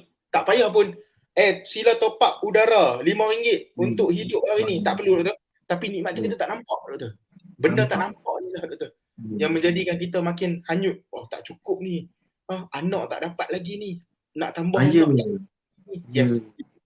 Sebab kita tak nampak nikmat yang kita kisahkan, yang orang tanya, yang orang pun tanya jahat juga soalan-soalan orang ni. Ya. Contohnya dalam kerajaan you dah ada pegawai. You ada level diploma 29, bila jadi pegawai katanya. Dia menambah stres. Dia bukan bersyukur dengan apa yang kau ada. Bila kau jadi pegawai, dia kan tanya bila kau jadi pakar perunding. Macam doktor-doktor macam kami ni. Kau pegawai perubatan bila jadi pakar ni. Bila dah jadi pakar, dah buat masters, nanti ada soalan lain. Masters tu maksud apa tau? Syazwan, contohnya pakar psikiatri. Itu master lah. Saya jadi pakar kalau saya ada masters. Lepas tu ada soalan lagi pula dah kalau jumpa. Bila kau nak buat sub, maksudnya bila kau nak buat sub speciality. Pakar psikiatri umum, tapi kita ada psikiatri kanak-kanak sahaja. Ada psikiatri orang tua sahaja. Nampak tak betapa masyarakat mencipta ketidakpuashatian, kepuasan hati. Bila you dah kahwin, alhamdulillah. Bila nak kahwin, kahwin dah. Bila dah anak, dah ada anak. Oh, dia lelaki. Bila nak perempuan pula? Kau pressure manusia macam tu. Kenapa kau nak beri? Lepas tu, ini rumah apa? Oh, rumah ni dah lama duduk. Adalah 5 tahun. Oh, ya ke? Berapa harganya? Oh, bukan, saya sewa. Oh, sewa. Bila nak beli rumah? Oh. Why? Kenapa manusia suka soalan-soalan susah macam ni? Sebab apa? Tahu Syazwan, orang yang tanya kau soalan tu, dia akan balik dan tidur. Orang yang Yes. ditanya ni akan balik. Apa ni? Oh. Sampai bila aku nak sewa rumah? Orang tu lupa dah kita. Kita yang sangkut. Teruskan. Ya. Ya, betul. Yes, memang itulah yang terjadi kan. Kita duduk lepak-lepak, datang tamu tanya Sembang-sembang kosong kan. sembang kosong ke WhatsApp ke. Lepas tu dia boleh sambung Mesti tidur. apa yang kau tak ada. Mesti soalannya pasal apa yang kau tak ada, bukan pasal kau ada. Yang ada tak nak tanya dah. Yes. Okey, Syazwan, alang-alang you kata you teruja dengan Inna A'tayna. Yes. Okey, saya nak tambah satu lagi surah. Surah yang biasa kita baca. Itu yang menarik tu. Ada satu zaman di mana Nabi sudah keputusan wahyu tau. Wahyu tak datang kepada dia beberapa minggu, mungkin bulan. Okey. Sampaikan ada orang yang musuh dia ni kata, kau punya syaitan tak datang dah ke kat kau? Jahat ni. Diorang kata syaitan yang ajar Nabi sampai dia boleh bersyair dengan syair yang sedap. Mungkin Syazwan tak perasan. Quran yang diturunkan di zaman Mekah semuanya bentuk syair. I see. Sebab apa? Nabi tengah bercakap dengan manusia yang tak mau dengar. Jadi bila tak mau dengar, dia kena sedap. Okay. Baru orang macam tak dengar pun macam sedap lah kan. Sebab syair ialah macam konsert tau, macam lagu. Okay. Syair dulu memang itulah, syair lah segalanya lah untuk orang Arab. Sebab kau boleh susun perkataan dengan cantik, dengan rima yang kemas, okay, dengan maksud. Setakat ada irama, tapi tak ada maksud, orang lain boleh buat. Setakat cakap bermaksud, ceramah lah tu jam, ada maksud. Tapi kau pendekkan ke 4 line, perkataannya perfect dan maksudnya jelas dan smart, handsome. Maksud dia maksudnya. Maka itulah syair. Jadi untuk kita secara spontan untuk bersyair bukan senang. Nabi Muhammad dikenali sebagai manusia yang tak reti bersyair selama ini. Start umur 40, tiba-tiba bersyair. Yes. Apa maksud syair? Yasin wal Quranil Hakim, innaka laminal mursalin. Ini surah-surah Makkiyah. Okay. Ar-Rahman, 'allamal Quran, khalaqal insan. Kan dia bersyair. Ya. Kalau Madaniyah, ayat dia panjang-panjang macam karangan. Surah Al-Baqarah tu Madaniyah, maksudnya itu zaman Madinah. Manusia sudah mahu dengar, dia minta lagi, tak ada ke lagi wahyu. Faham Okay, jadi orang kata, musuh Nabi kata, ini syaitan yang ajar Muhammad. Muhammad tak pandai benda ni. Mana dapat syair-syair ni?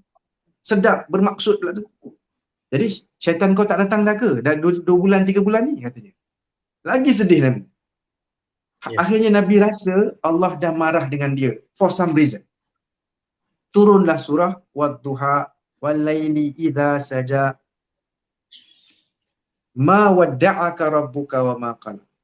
Allah kata kami tak tinggalkan kau dan kami tak benci kat kau. Yes. Walal akhiratu khairul laka minal ula. Dan akhirat itu lebih penting daripada bumi ni, dunia ni. Wala sawfa yu'tika rabbuka fatarda. Kami akan bagi kat engkau sampai engkau puas hati. Kemudian Allah ingatkan dia tentang nikmat dulu. Nabi Muhammad pun diingatkan. Wa wajadaka dhalan fahada. Kau ingat tak bila kami jumpa kau dalam keadaan dhalan, maksudnya tak tahu. Maksud bahasa Arabnya ialah sesat, tapi mungkin tak sesuai nak sebut Nabi sesat. Bukankah Nabi waktu umur 39, Nabi pun tak tahu tentang apa yang dia tahu masa umur 40? Kan wahyu. Betul tak? Engkau tak tahu dulu, tetapi kemudian fahada, kau dapat hidayah. Wa wajadaka ailan fa'aghna. Dan dulu kan kau susah, kau miskin. Ini cerita lagi dulu. Kan Nabi dulu orang biasa-biasa je, pengembala kambing, tetapi akhirnya Nabi nikah dengan Khadijah, Nabi tiba-tiba jadi orang kaya. Kemudian Allah sambung ni, fa'ammal yatima fala takhar wa ammas sa'ila fala tanhar. Maka Allah ajar action plan pula ni. Maka kau janganlah macam saya pendekkan cerita lah, jangan hina orang anak yatim dan kau janganlah biarkan orang yang meminta-minta. Right. Maknanya jom kita tengok mereka ini. Inilah cara untuk kau happy sebenarnya. Kau tengah sedih kan? Yes. Ini cara kau happy. Apa dia? Jom tolong masyarakat yang memerlukan. Kalau kita sibuk nak pergi Starbucks, memang kita stres. Sebab kita mampu satu kopi je. Orang lain siap makan apple pie lah, itu pie, ni pie. Gila. Sampai dia punya lunch dia sampai RM80. Kita RM15 je. Saya sebut contoh lah saya bagi kan. Kita pergi tempat-tempat orang kaya-kaya tu, kita tengok dia pun iPhone 16, iPhone 17, 18, 19, 20 semua. Kita apa je, Oppo je. Contoh, itulah dia. Itu tempat kita stres mungkin. Kita kena pergi kat tempat yang orang yang memerlukan, which is lagi ramai sebenarnya. Dan itulah cepat. Alang-alang kita dah kat sini. Saya nak teruskan. Sebelum saya ambil soalan daripada penonton ni. Penonton yang tanya soalan, tunggu saya akan ambil. Tapi sebabkan kita dah ke sini, pergi Starbucks dan sebagainya tadi. Saya nak terus tarik soalan yang seterusnya, Doktor. Individu yang sakit ini, yang sakit ini, yang ada masalah mental dan sebagainya, yang ada masalah mental health ini, kita tahu yang mereka sangat suka, bukanlah mereka suka, tapi ia sudah menjadi satu, saya tak mahu kata trend lah, sudah menjadi macam keperluan untuk di-share di social media, Doktor. Okay. Soalan dia saya nak generalkan. Untuk rakan-rakan kita yang sakit ini, sebenarnya mungkin mereka tak sedar yang social media itu juga adalah sebab mungkin kepada sakit itu. Dan Starbucks tadi tempat kepada kita ni untuk jadi kurang bersyukur. Okay? Kenapa kita pergi Starbucks dan akhirnya kita seksa diri kita? Dia tu beli ais caramel macchiato. Aku pergi beli americano balik RM10 saja. Contohlah. Adakah perlu untuk share dalam situasi social media? Adakah perlu mereka share penyakit ini? Adakah ia membantu mereka dalam situasi Starbucks tadi? Adakah perlu hang pergi Starbucks sebenarnya untuk memperatkan lagi dan akhirnya sakit, membawa mudarat pada diri hang? Jadi adakah itu sihat untuk mental mereka, Doktor? Macam mana? Okay. So pakar ekonomi dah cakap bahawa our economy today is the economy of attention. Yes. Kita ni tengah hidup dalam zaman attention. Lagi banyak attention kau dapat, lagi banyak duit kau dapat dan lagi happy kau rasa. Yes. Masalah manusia ialah gila attention sekarang ni. Okay. Ada yang saya sebut gila attention tu, fahamlah maksud saya, macam sangat memerlukan attention. Yes. Kalau dia untuk, sebab tu Syazwan, orang yang terhormat pun sanggup untuk memalukan diri dia dalam social media dengan mungkin tarian yang pelik, cakap yang pelik, apa-apa, kan? Yeah. Real life dia tak macam tu, Syazwan. Tapi hanya untuk lariskan jualan dia, maka dia akan buat. Jadi ada sebab ekonomi kat situ. Tapi saya nak cakap pasal bukan ekonomi, semata-mata attention. Semata-mata keperluan kononnya bahawa dia perlu attention. Ini satu penyakit lah. Satu kebiasaan yang kita memang kena fikir balik. Ya. Dulu kalau kita pergi ke taman kan, Syazwan, kita pergi ke taman, kita mana cakap, Assalamualaikum, aku semalam pergi Starbucks kan. Umum ataupun kita balik kampung lah kepada sepupu-sepupu kita ramai-ramai kan. Dalam 30 orang sepupu, ada anak saudara apa semua. Assalamualaikum, semalam Acik pergi Starbucks. Menarik ke kan? Ataupun mana Acik pergi tepi laut. Semalam Acik selfie dengan Syazwan, selebriti kan. Adakah manusia berminat ke macam, okay, so what kan? Betul tak? Itu 30 tahun dulu. Tapi sekarang semua orang guna social media dan dia dapat like, dia ingat itu ialah genuine like. Sebenarnya orang kadang-kadang hanya layanlah. Dan kau dah share kan? Layan. Jadi dia anggap itu sebagai attention tau. Maka dia akan crave more. Dan sebenarnya ini tak bagus untuk healing sebenarnya. Yes, okay. Healing mesti datang from internal. You must you must take back your control. Sebab dalam psikologi kita belajar pasal locus of control. Siapa yang control perasaan you sebenarnya? Your behavior and your emotion is control external ataupun internal. Syazwan, ada orang yang mengamuk hanya sebab dia lapar. So maknanya dia punya control ialah external, nasi. Tapi bukankah kontrol eksternal ini bersifat sangat naluri? Ini baik sikitlah perkataan saya. Tapi kalau saya boleh guna perkataan yang sedikit kasar, haiwan pun macam tu. Haiwan pun macam tu, Syazwan. Yes. Isn't it? Singa yang lapar dia berbeza dengan singa yang kenyang. Yes. So kenapa kita kena be higher than that. Kita manusia bertamadun, ada culture, kita boleh control emotion kita. Jadi locus of control mesti datang daripada dalam. Aku yang decide untuk cakap macam ni. Aku yang decide bahawa aku ada motivasi. Aku yang decide aku kena pergi kerja besok. Aku kena pergi kerja. Tetapi bila orang kita dah melahirkan sangat ramai manusia yang terdampar saja. Tengoklah kalau air laut sampai dia akan bawa dia ke laut balik, lepas tu karam ke mana kan. Ikut nasib. Maka manusia dah tak take charge dah, tidak berperanan untuk ada kawalan diri kan. Jati diri dah lemah, kosong jiwanya. Jadi like ini penting untuk mereka lah. Sayang. Kalau siapa yang dulu soalannya ialah perlu ke aku kongsi? Sekarang apa salahnya katanya? Yes. Dulu why, sekarang why not? Yes. Dulu asal kau duk cakap semua orang pasal semua tempat kau pergi ya? Dulu soalan dulu. Soalan sekarang kalau kita tanya dia, asal kau pergi? Dia akan jawab why not? Why not? Apa salahnya? Semua orang buat. Jadi, manusia sudah berhenti dan berfikir, faham tak? Dah tak buat dah. Kan manusia bijak, manusia intelektual ialah manusia yang akan setiap dia ada check and balance kan.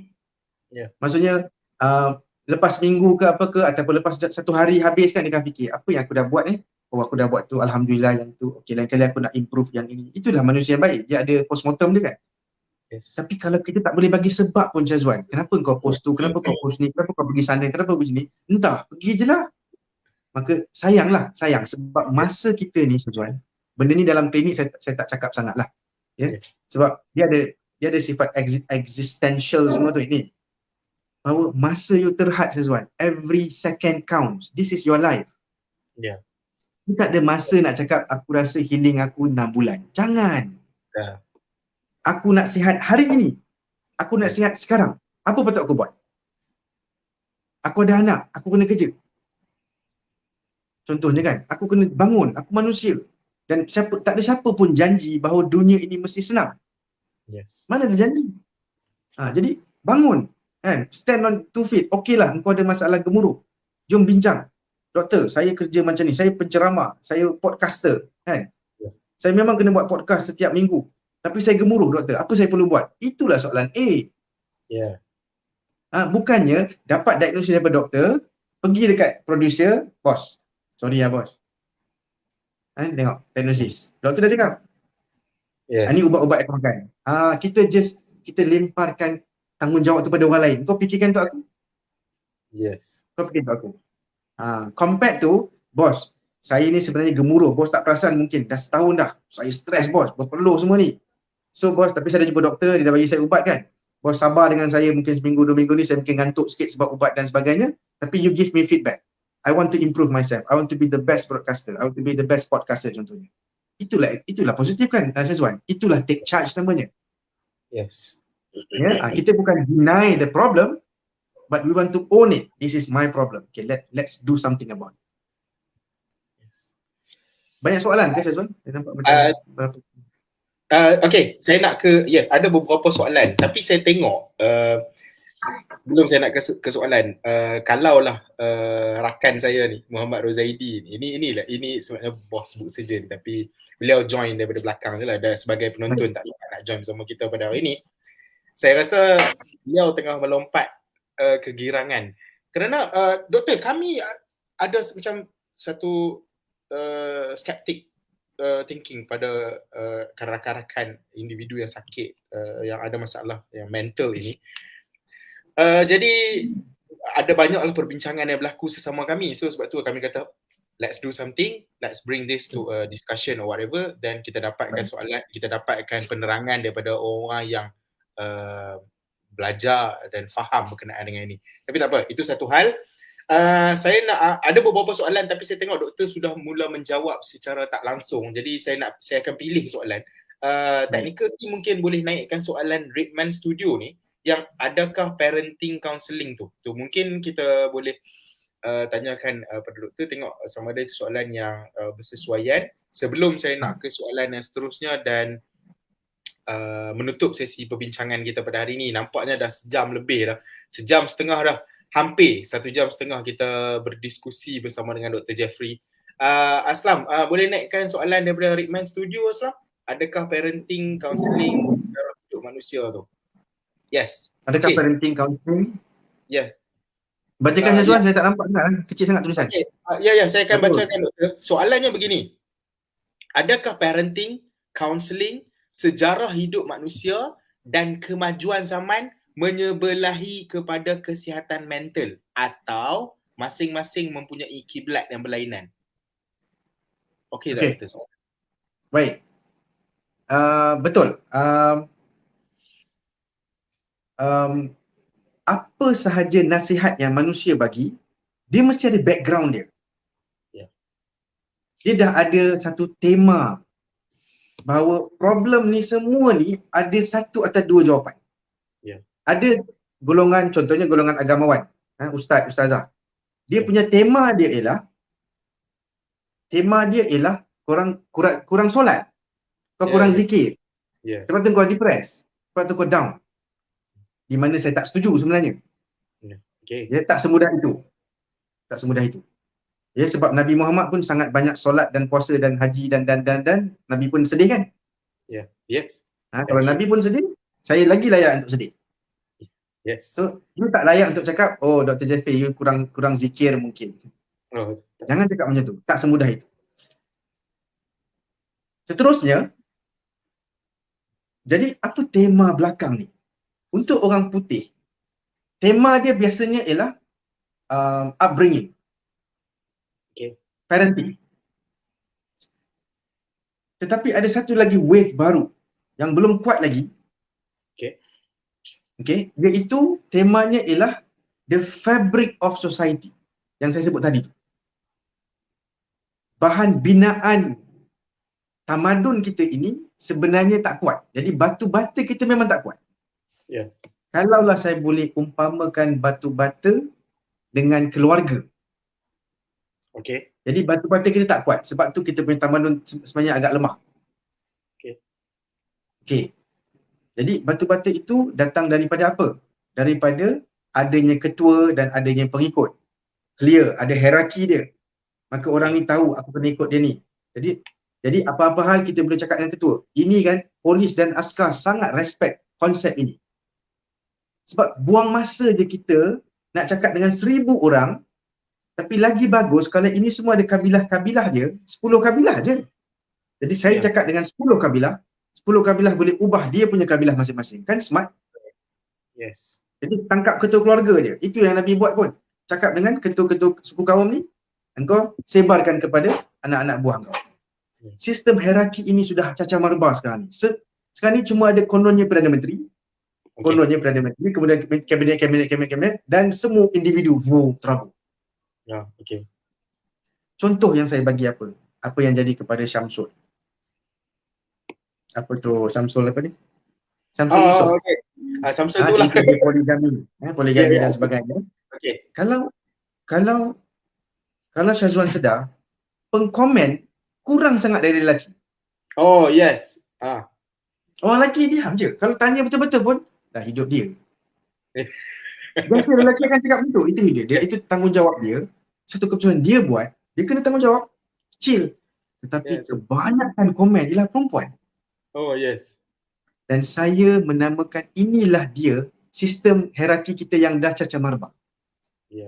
Sebab semua perempuan ini sebenarnya, kalau dia dalam hierarki, maka dia akan hormat pendapat ketuanya. Sebenarnya ketua yang perempuan yang bising-bising ni ke apa ke, ketua dia pun tak kisah sebenarnya. Ketua dia punya pandangan ialah itu urusan keluarga dia, jangan campur. Faham tak? Jadi yang bawah akan ikut. Okey, diam. Ya. Jadi tak ada satu pun daripada ahli keluarga saya ada mesej dalam Facebook, dalam IG pasal Syamsul. Sebab apa? Ketua dia cakap itu hal dia. Yes. Faham? Ini semua ialah manusia yang tak ada ketua, Syazwan.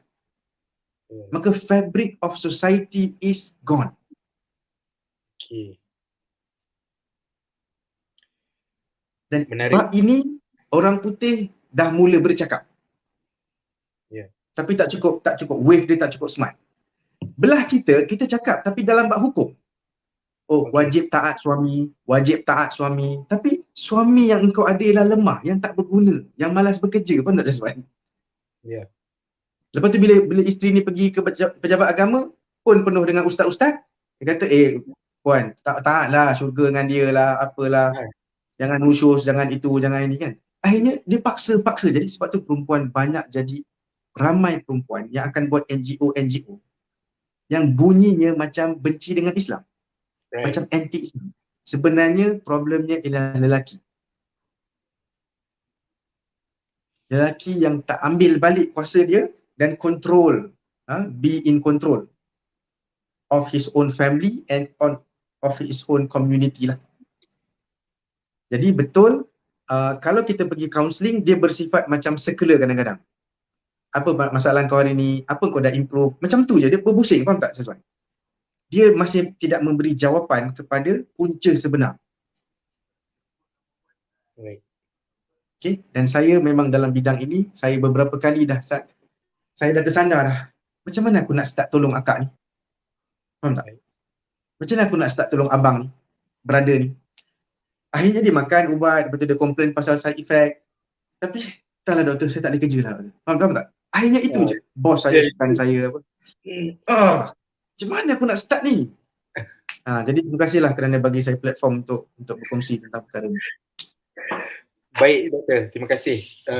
Right, itu adalah penerangan doktor berkenaan dengan bagaimana peranan lelaki ataupun doktor gambarkan tadi sebagai peranan ketua kabilah, ketua dalam keluarga ini untuk mengawal kabilah dia, untuk mengawal ahli keluarga dia supaya tidak berlaku permasalahan begini yang ialah saya tak nafikan lah.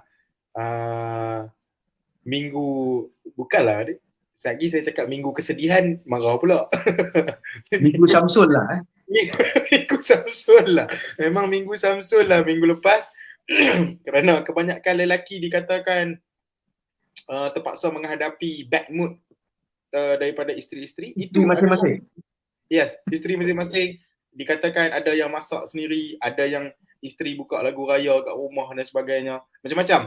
Tapi kena ingat, seperti apa yang doktor katakan tadi, ia terkesan daripada kita. Sifat kelaki-lakian kita, sifat kepimpinan kita dalam mengawal keluarga kabilah kita sendiri ini. Kerana akhirnya apa yang kita sampaikan kepada ahli keluarga ni, apa yang kita fahamkan mereka sebagai tu masalah dia. Tak payah ambil tahu lah. Hang jaga aku cukup lah. Kita ada peranan masing-masing kan? Yes. Peranan masing-masing. Isu ni tak berlarutan dan sebagainya. Walaupun sebenarnya ada lah feed daripada lain, media dan sebagainya, itu tak apalah. Akhirnya kita sendiri, berbalik kepada kita sendiri. Jangan asyik nak point out the issue. Okay, saya nak ke soalan penutup sebenarnya. Sebab soalan penutup ni terkait dengan kami di Booksurgeon. Tapi doktor, ada yang minta doktor tutup juga sesi perbincangan kita ini dengan bagaimana nak ubah istilah lelaki lembik kepada lelaki sempurna semula. Ada yang minta tutup juga dengan itu. Jadi mungkin doktor boleh rumuskan kesemuanya sekali. Aslam mungkin boleh naikkan komen saudara Syed Azmir supaya doktor boleh rangkumkan sekali. Tapi soalan kami ni nak minta doktor jawab dahulu sebelum mungkin doktor nak tutup dengan saudara Syed Azmir. Mungkin dia ada lagi yang tersimpan dalam jiwa dia Mungkin saudara si Azmi terlepas kot sesi Dr. Jeffrey semalam di live Dr. Jeffrey. Mungkin nampak lebih cantik sikit kalau dapat join. Tapi tak apa, kita cuba sampaikan kepada doktor. Doktor, di Book Surgeon, mungkin saya nak bagi background sikit. Book Surgeon, kami adalah tim yang kita membedah buku. Kita dapat satu buku yang kita akan baca buku tersebut dan kita akan bedah secara setakat kemampuan kami lah selepas kami baca, dan kita akan sampaikan dalam bentuk penulisan, kita akan sampaikan dalam bentuk video dan sebagainya. Boleh dapati di YouTube dan juga Facebook Book Surgeon, Instagram pun ada. Kami dapati ada beberapa buku, ini daripada hasil pemerhatian kami lah, terlampau banyak buku-buku yang terlalu membelai jiwa, terlalu memujuk. Kadang-kadang doktor, buku-buku hamka yang hebat-hebat mengetengahkan perjuangan. Contoh doktor, buku yang saya sendiri baru bedah baru ini, iaitu buku Merantau ke Delhi. Buku yang mengisahkan tentang banyak sangat perkara yang hebat-hebat berlaku dalam tu. Bagaimana hamka tunjukkan situasi poligami keluarga Ponium dan juga Leman dalam buku tersebut. Tapi akhirnya yang kita nampak cuma sedihnya buku ni, Ponium ditindas sebab ada Mariatun mai masuk dalam keluarga mereka dan sebagainya. Sampaikan kita terlupa nak point out benda-benda penting dalam buku tu, doktor. Soalan saya adalah, adakah dengan kelambakan medium membelai jiwa ni sebenarnya membantu, ataupun doktor rasa, apa pandangan doktor? Saya tak perlu tambah lah, saya tak nak assume.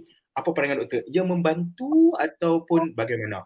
Dan kalau boleh, bantu saudara Syed Azmi sekali untuk jawab soalan beliau untuk kita tutup sesi perbincangan kita pada hari ini. Silakan doktor. Baik. Saya dah berkahwin, anak perempuan saya ramai. Of course saya ada isteri. Secara umum saya nampak tak banyak keperluan mereka ini kepada material-material yang berbentuk membelai jiwa. Okay, anak saya ramai. Okay. Kenapa tak perlu material ni? Mungkin kerana sistem keluarga yang boleh memujuk sesama kita. Right. Support. Tapi kalau you seorang saja terdampar di laut, memang you perlukan kayu lah, perlukan itulah, perlukan ini dah, nak berpaut ni. Yes. Nak berpaut kan dekat so seorang-seorang kat tengah laut sebenarnya, bukan di pantai. Yes. Jadi perlu maut sini. Jadi itulah yang sayang tu. Ini lambatkan semua ini yang memujuk jiwa ni dengan kata-kata yang indah dan sebagainya. Dia bolehlah, dia memujuk lah. Dia memujuk. Tapi dia tidak membina minda. Dia tidak membina kefahaman. Right. Yes.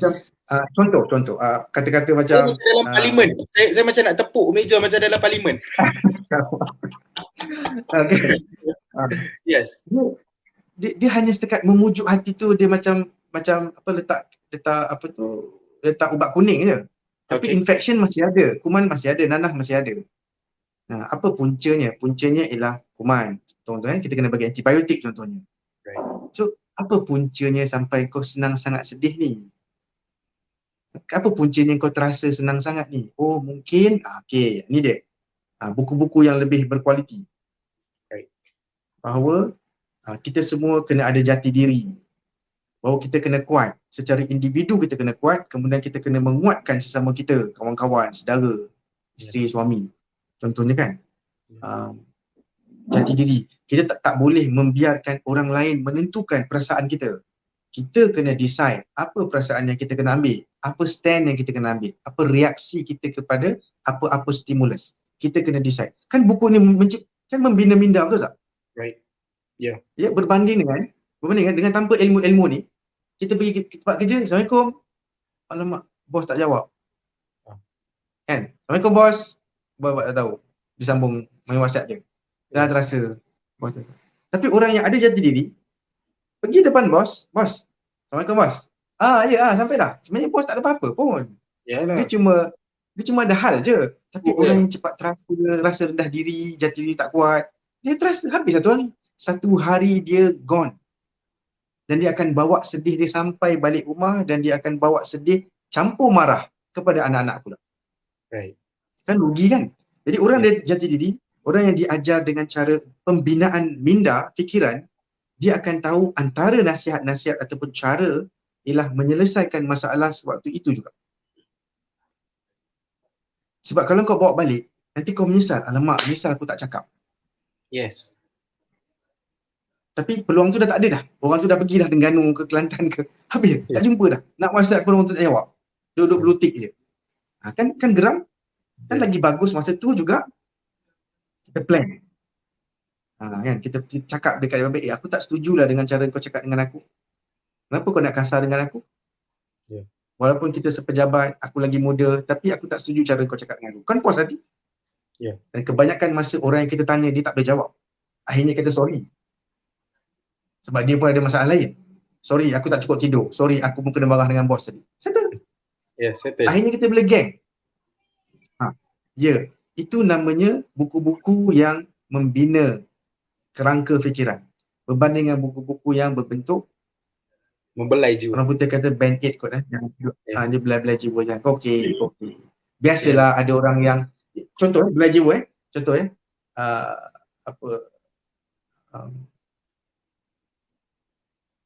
semua manusia melalui pengkhianatan.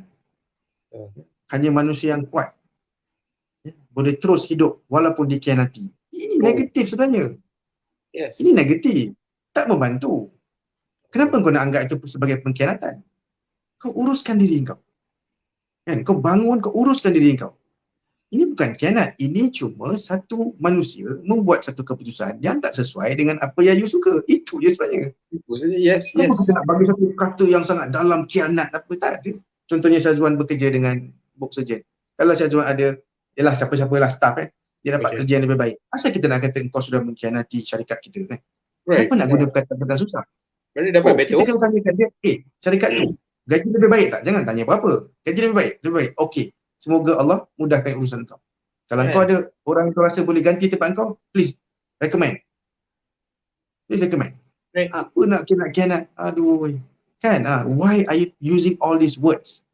Dan memang yang geng-geng belai jiwa ni dia akan menggunakan perkataan-perkataan yang besar. Akhirnya kan orang tengok kan, akulah tu. Yes. Akulah tu. Allah. Lagi melara, lagi sedih. Yes. Inilah soalan yang kita tunggu-tunggu kan sebenarnya. Sebab yalah, melalui dua pesta buku. Satu PBA KL tahun lepas, saya dan bos pergi. Saya dan Tik Rozaidi pergi. Pesta buku Selangor baru ni pun pergi. So melihat lambakan buku ini mula dijual, kita taklah against the industry. Kita taklah pergi kata apa ni, sudahlah banyak sangat buku belai jiwa ni. Taklah, itu bukan kami. Cuma kami rasa macam let's talk something about this. Kalau setakat nak supply demand, yes. Okay, itu kita tak happy. Sebab ada yang memang macam cunnya ni makin ramai yang memerlukan ni, so dia nak supply demand, fine. Itu satu hal lain. Business itu satu hal lain. Sekarang ni kita nak cakap pasal keperluan buku tu dalam masyarakat. Kalau makin hari kalau makin banyak doktor, kalau makin banyak ia ditulis, bermaksud nampaklah ia sedang fit the demand. Jadi sedang memenuhi keperluan masyarakat. Jadi kenapa dia memenuhi keperluan masyarakat? Di situlah kenapa kami di Book Surgeon rasakan let's talk about this. Memang kita kena bincang. Kalau makin hari orang sedap bincang, orang makin melara, orang makin nak baca buku belai jiwa, apa masalahnya?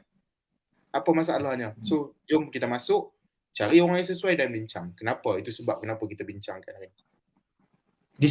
Untuk kurang bertanggungjawab, kita akan ambil victim standpoint. Aku disakiti. Yes. Aku yang terkena. Aku dibuli. Aku di. Yes. Okay. Jadi bahasanya pun akan jadi gitu. Dia jadi macam victim. Aku mangsa. Yes. Apa cerita satu orang umur 40 tahun masih bercakap, aku ni perangai macam ni sebab bapa aku dulu tak layan aku baik-baik. Tak boleh dah. 40 tahun bang. Stop it. Lelaki kuat, cukup tangan, badan, kaki semua cukup. Apa Yes. lagi bapak aku salah? Bapak kau dah pastikan kau tak mati masa baby. Alhamdulillah. Betul tak? Betul Syazwan? Kalau dibiarkan kita kena makan semut je tau. Kopi longkang. Betul. Betul. Baby, jadi dia dah pastikan kau hidup sampai umur 10 tahun, 20 tahun. Dah, lepaskan ayah kau. You are ayah now. Ya. Engkau lah yang kena mencorakkan hidup kau. Tapi sebab ada victim mindset, yelah aku baca ni sebab ni lah. Nak buat macam mana? Jadi taking charge kan, mengambil kuasa, mengambil peranan untuk mengendalikan diri sendiri tu, kita kena kuat kempen. You can do it lah. It's you who decide. You nak berperangai dan berperasaan macam mana. InsyaAllah things will be okay. Terima kasih Doktor. Saya rasa jawapan tersebut terus menjawab persoalan saudara Sheikh Azmir. Saya tak perlu tambah lagi. Kerana yes, untuk mengubah daripada menjadi lelaki lembik atau whatever lah kepada lelaki yang sempurna, bukanlah sempurna maksudnya. Yalah, nanti kalau saya cakap sempurna nanti ada yang komen, oh kita tak semestinya sempurna dan sebagainya. No, sekejap.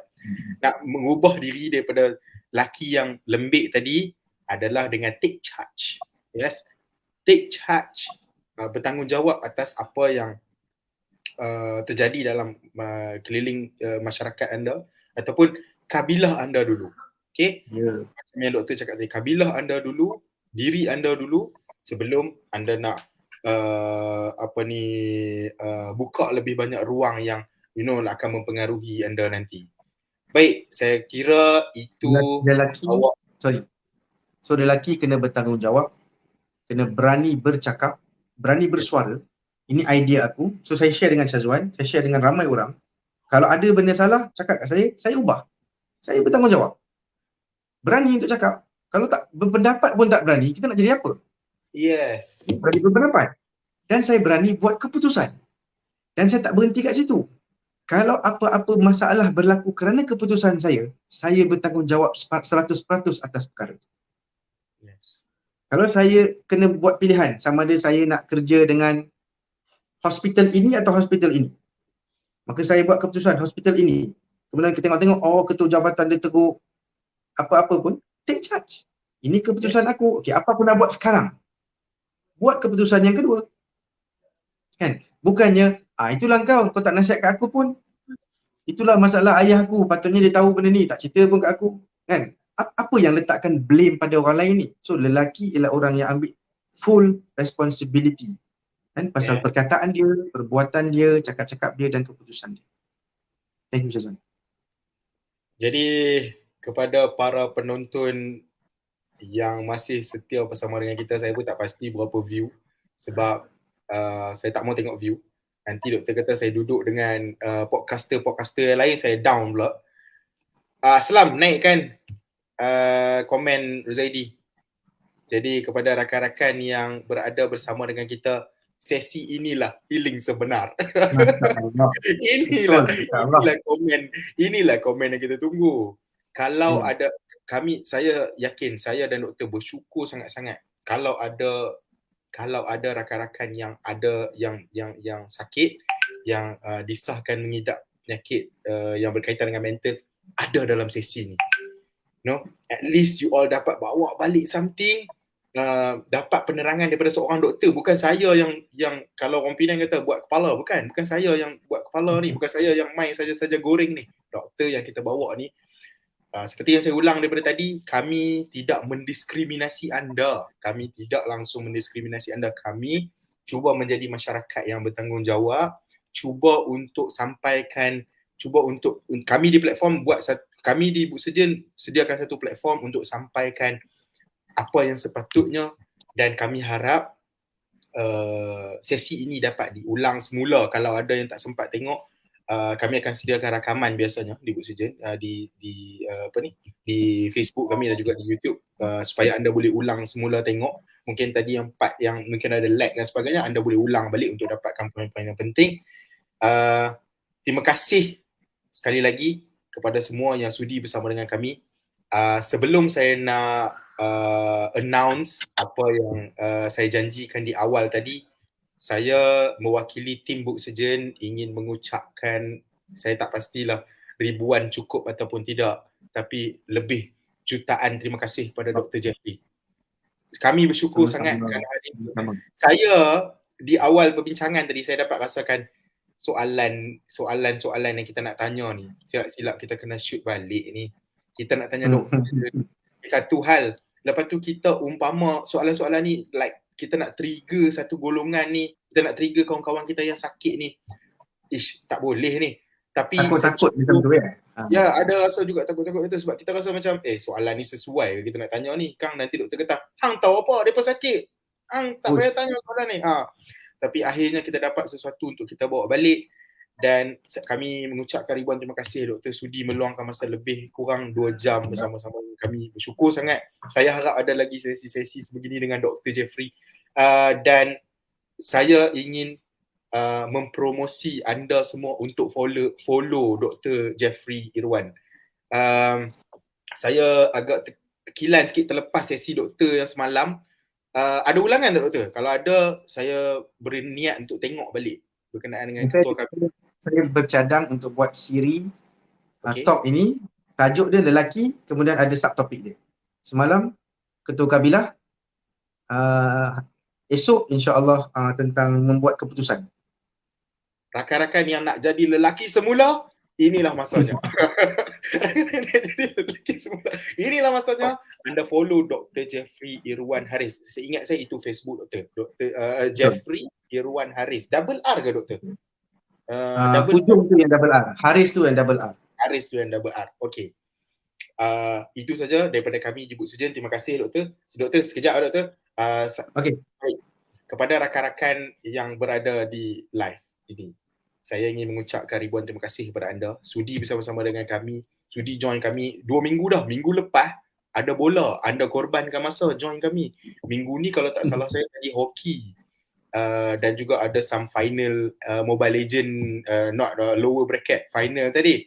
Pun mungkin anda buka dua-dua sambil-sambil tengok RRQ dan Onyx final hari ni. Tapi anda luangkan masa bersama-sama dengan kami juga. Saya ingin mengucapkan jutaan terima kasih kepada anda semua. Seperti yang saya janjikan, untuk pengetahuan anda semua, kami di Book Surgeon berkolaborasi bersama dengan Creek Coffee. InsyaAllah ia akan menjadi salah satu daripada bisnes kami juga di Book Surgeon. Esok adalah hari pelancaran kedai kopi ini. Yang mana kedai kopi ini terletak di Permatang Pauh, Pulau Pinang. Rakan-rakan di Permatang Pauh, kalau anda jauh, saya minta maaf. Tapi kalau anda berdekatan dengan sekitar Permatang Pauh, kami ingin mengajak anda untuk menyertai kami esok dalam sesi pelancaran. Tapi malangnya saya tak ada sebab saya di Kelang. Tapi anda berpeluanglah untuk berjumpa dengan Pak D dan mungkin ada beberapa lagi tim Book Surgeon yang akan bersama-sama dengan kami esok. Dan apa yang saya nak umumkan adalah esok sepenuh hari pelancaran akan ada 30% diskaun dengan syarat anda hanya perlu follow kami di Instagram Creek Coffee. Just buka Instagram Creek_coffee, anda boleh mendapatkan 30% diskaun esok sahaja. Okay, jadi esok datang beramai-ramai ke untuk yang nak dapatkan lokasi, nanti kami akan post balik lagi sekali di Facebook beserta dengan Google Maps punya location tu supaya memudahkan anda untuk datang, tapi di Astaka Taman Haji Muhammad Amin, Pematang Pauh, Pulau Pinang. Jadi esok datang beramai-ramai. Minta maaf doktor, saya buat sesi promosi sikit doktor. Jemput anda semua datang beramai-ramai memeriahkan sesi pelancaran kedai kopi kami yang kami namakan sebagai Creek Coffee yang berkolaborasi bersama-sama dengan Book Surgeon. Itu sahaja. Dia umpama macam hari ni siapa yang join live ni kira macam dapat bawa balik free gift lah.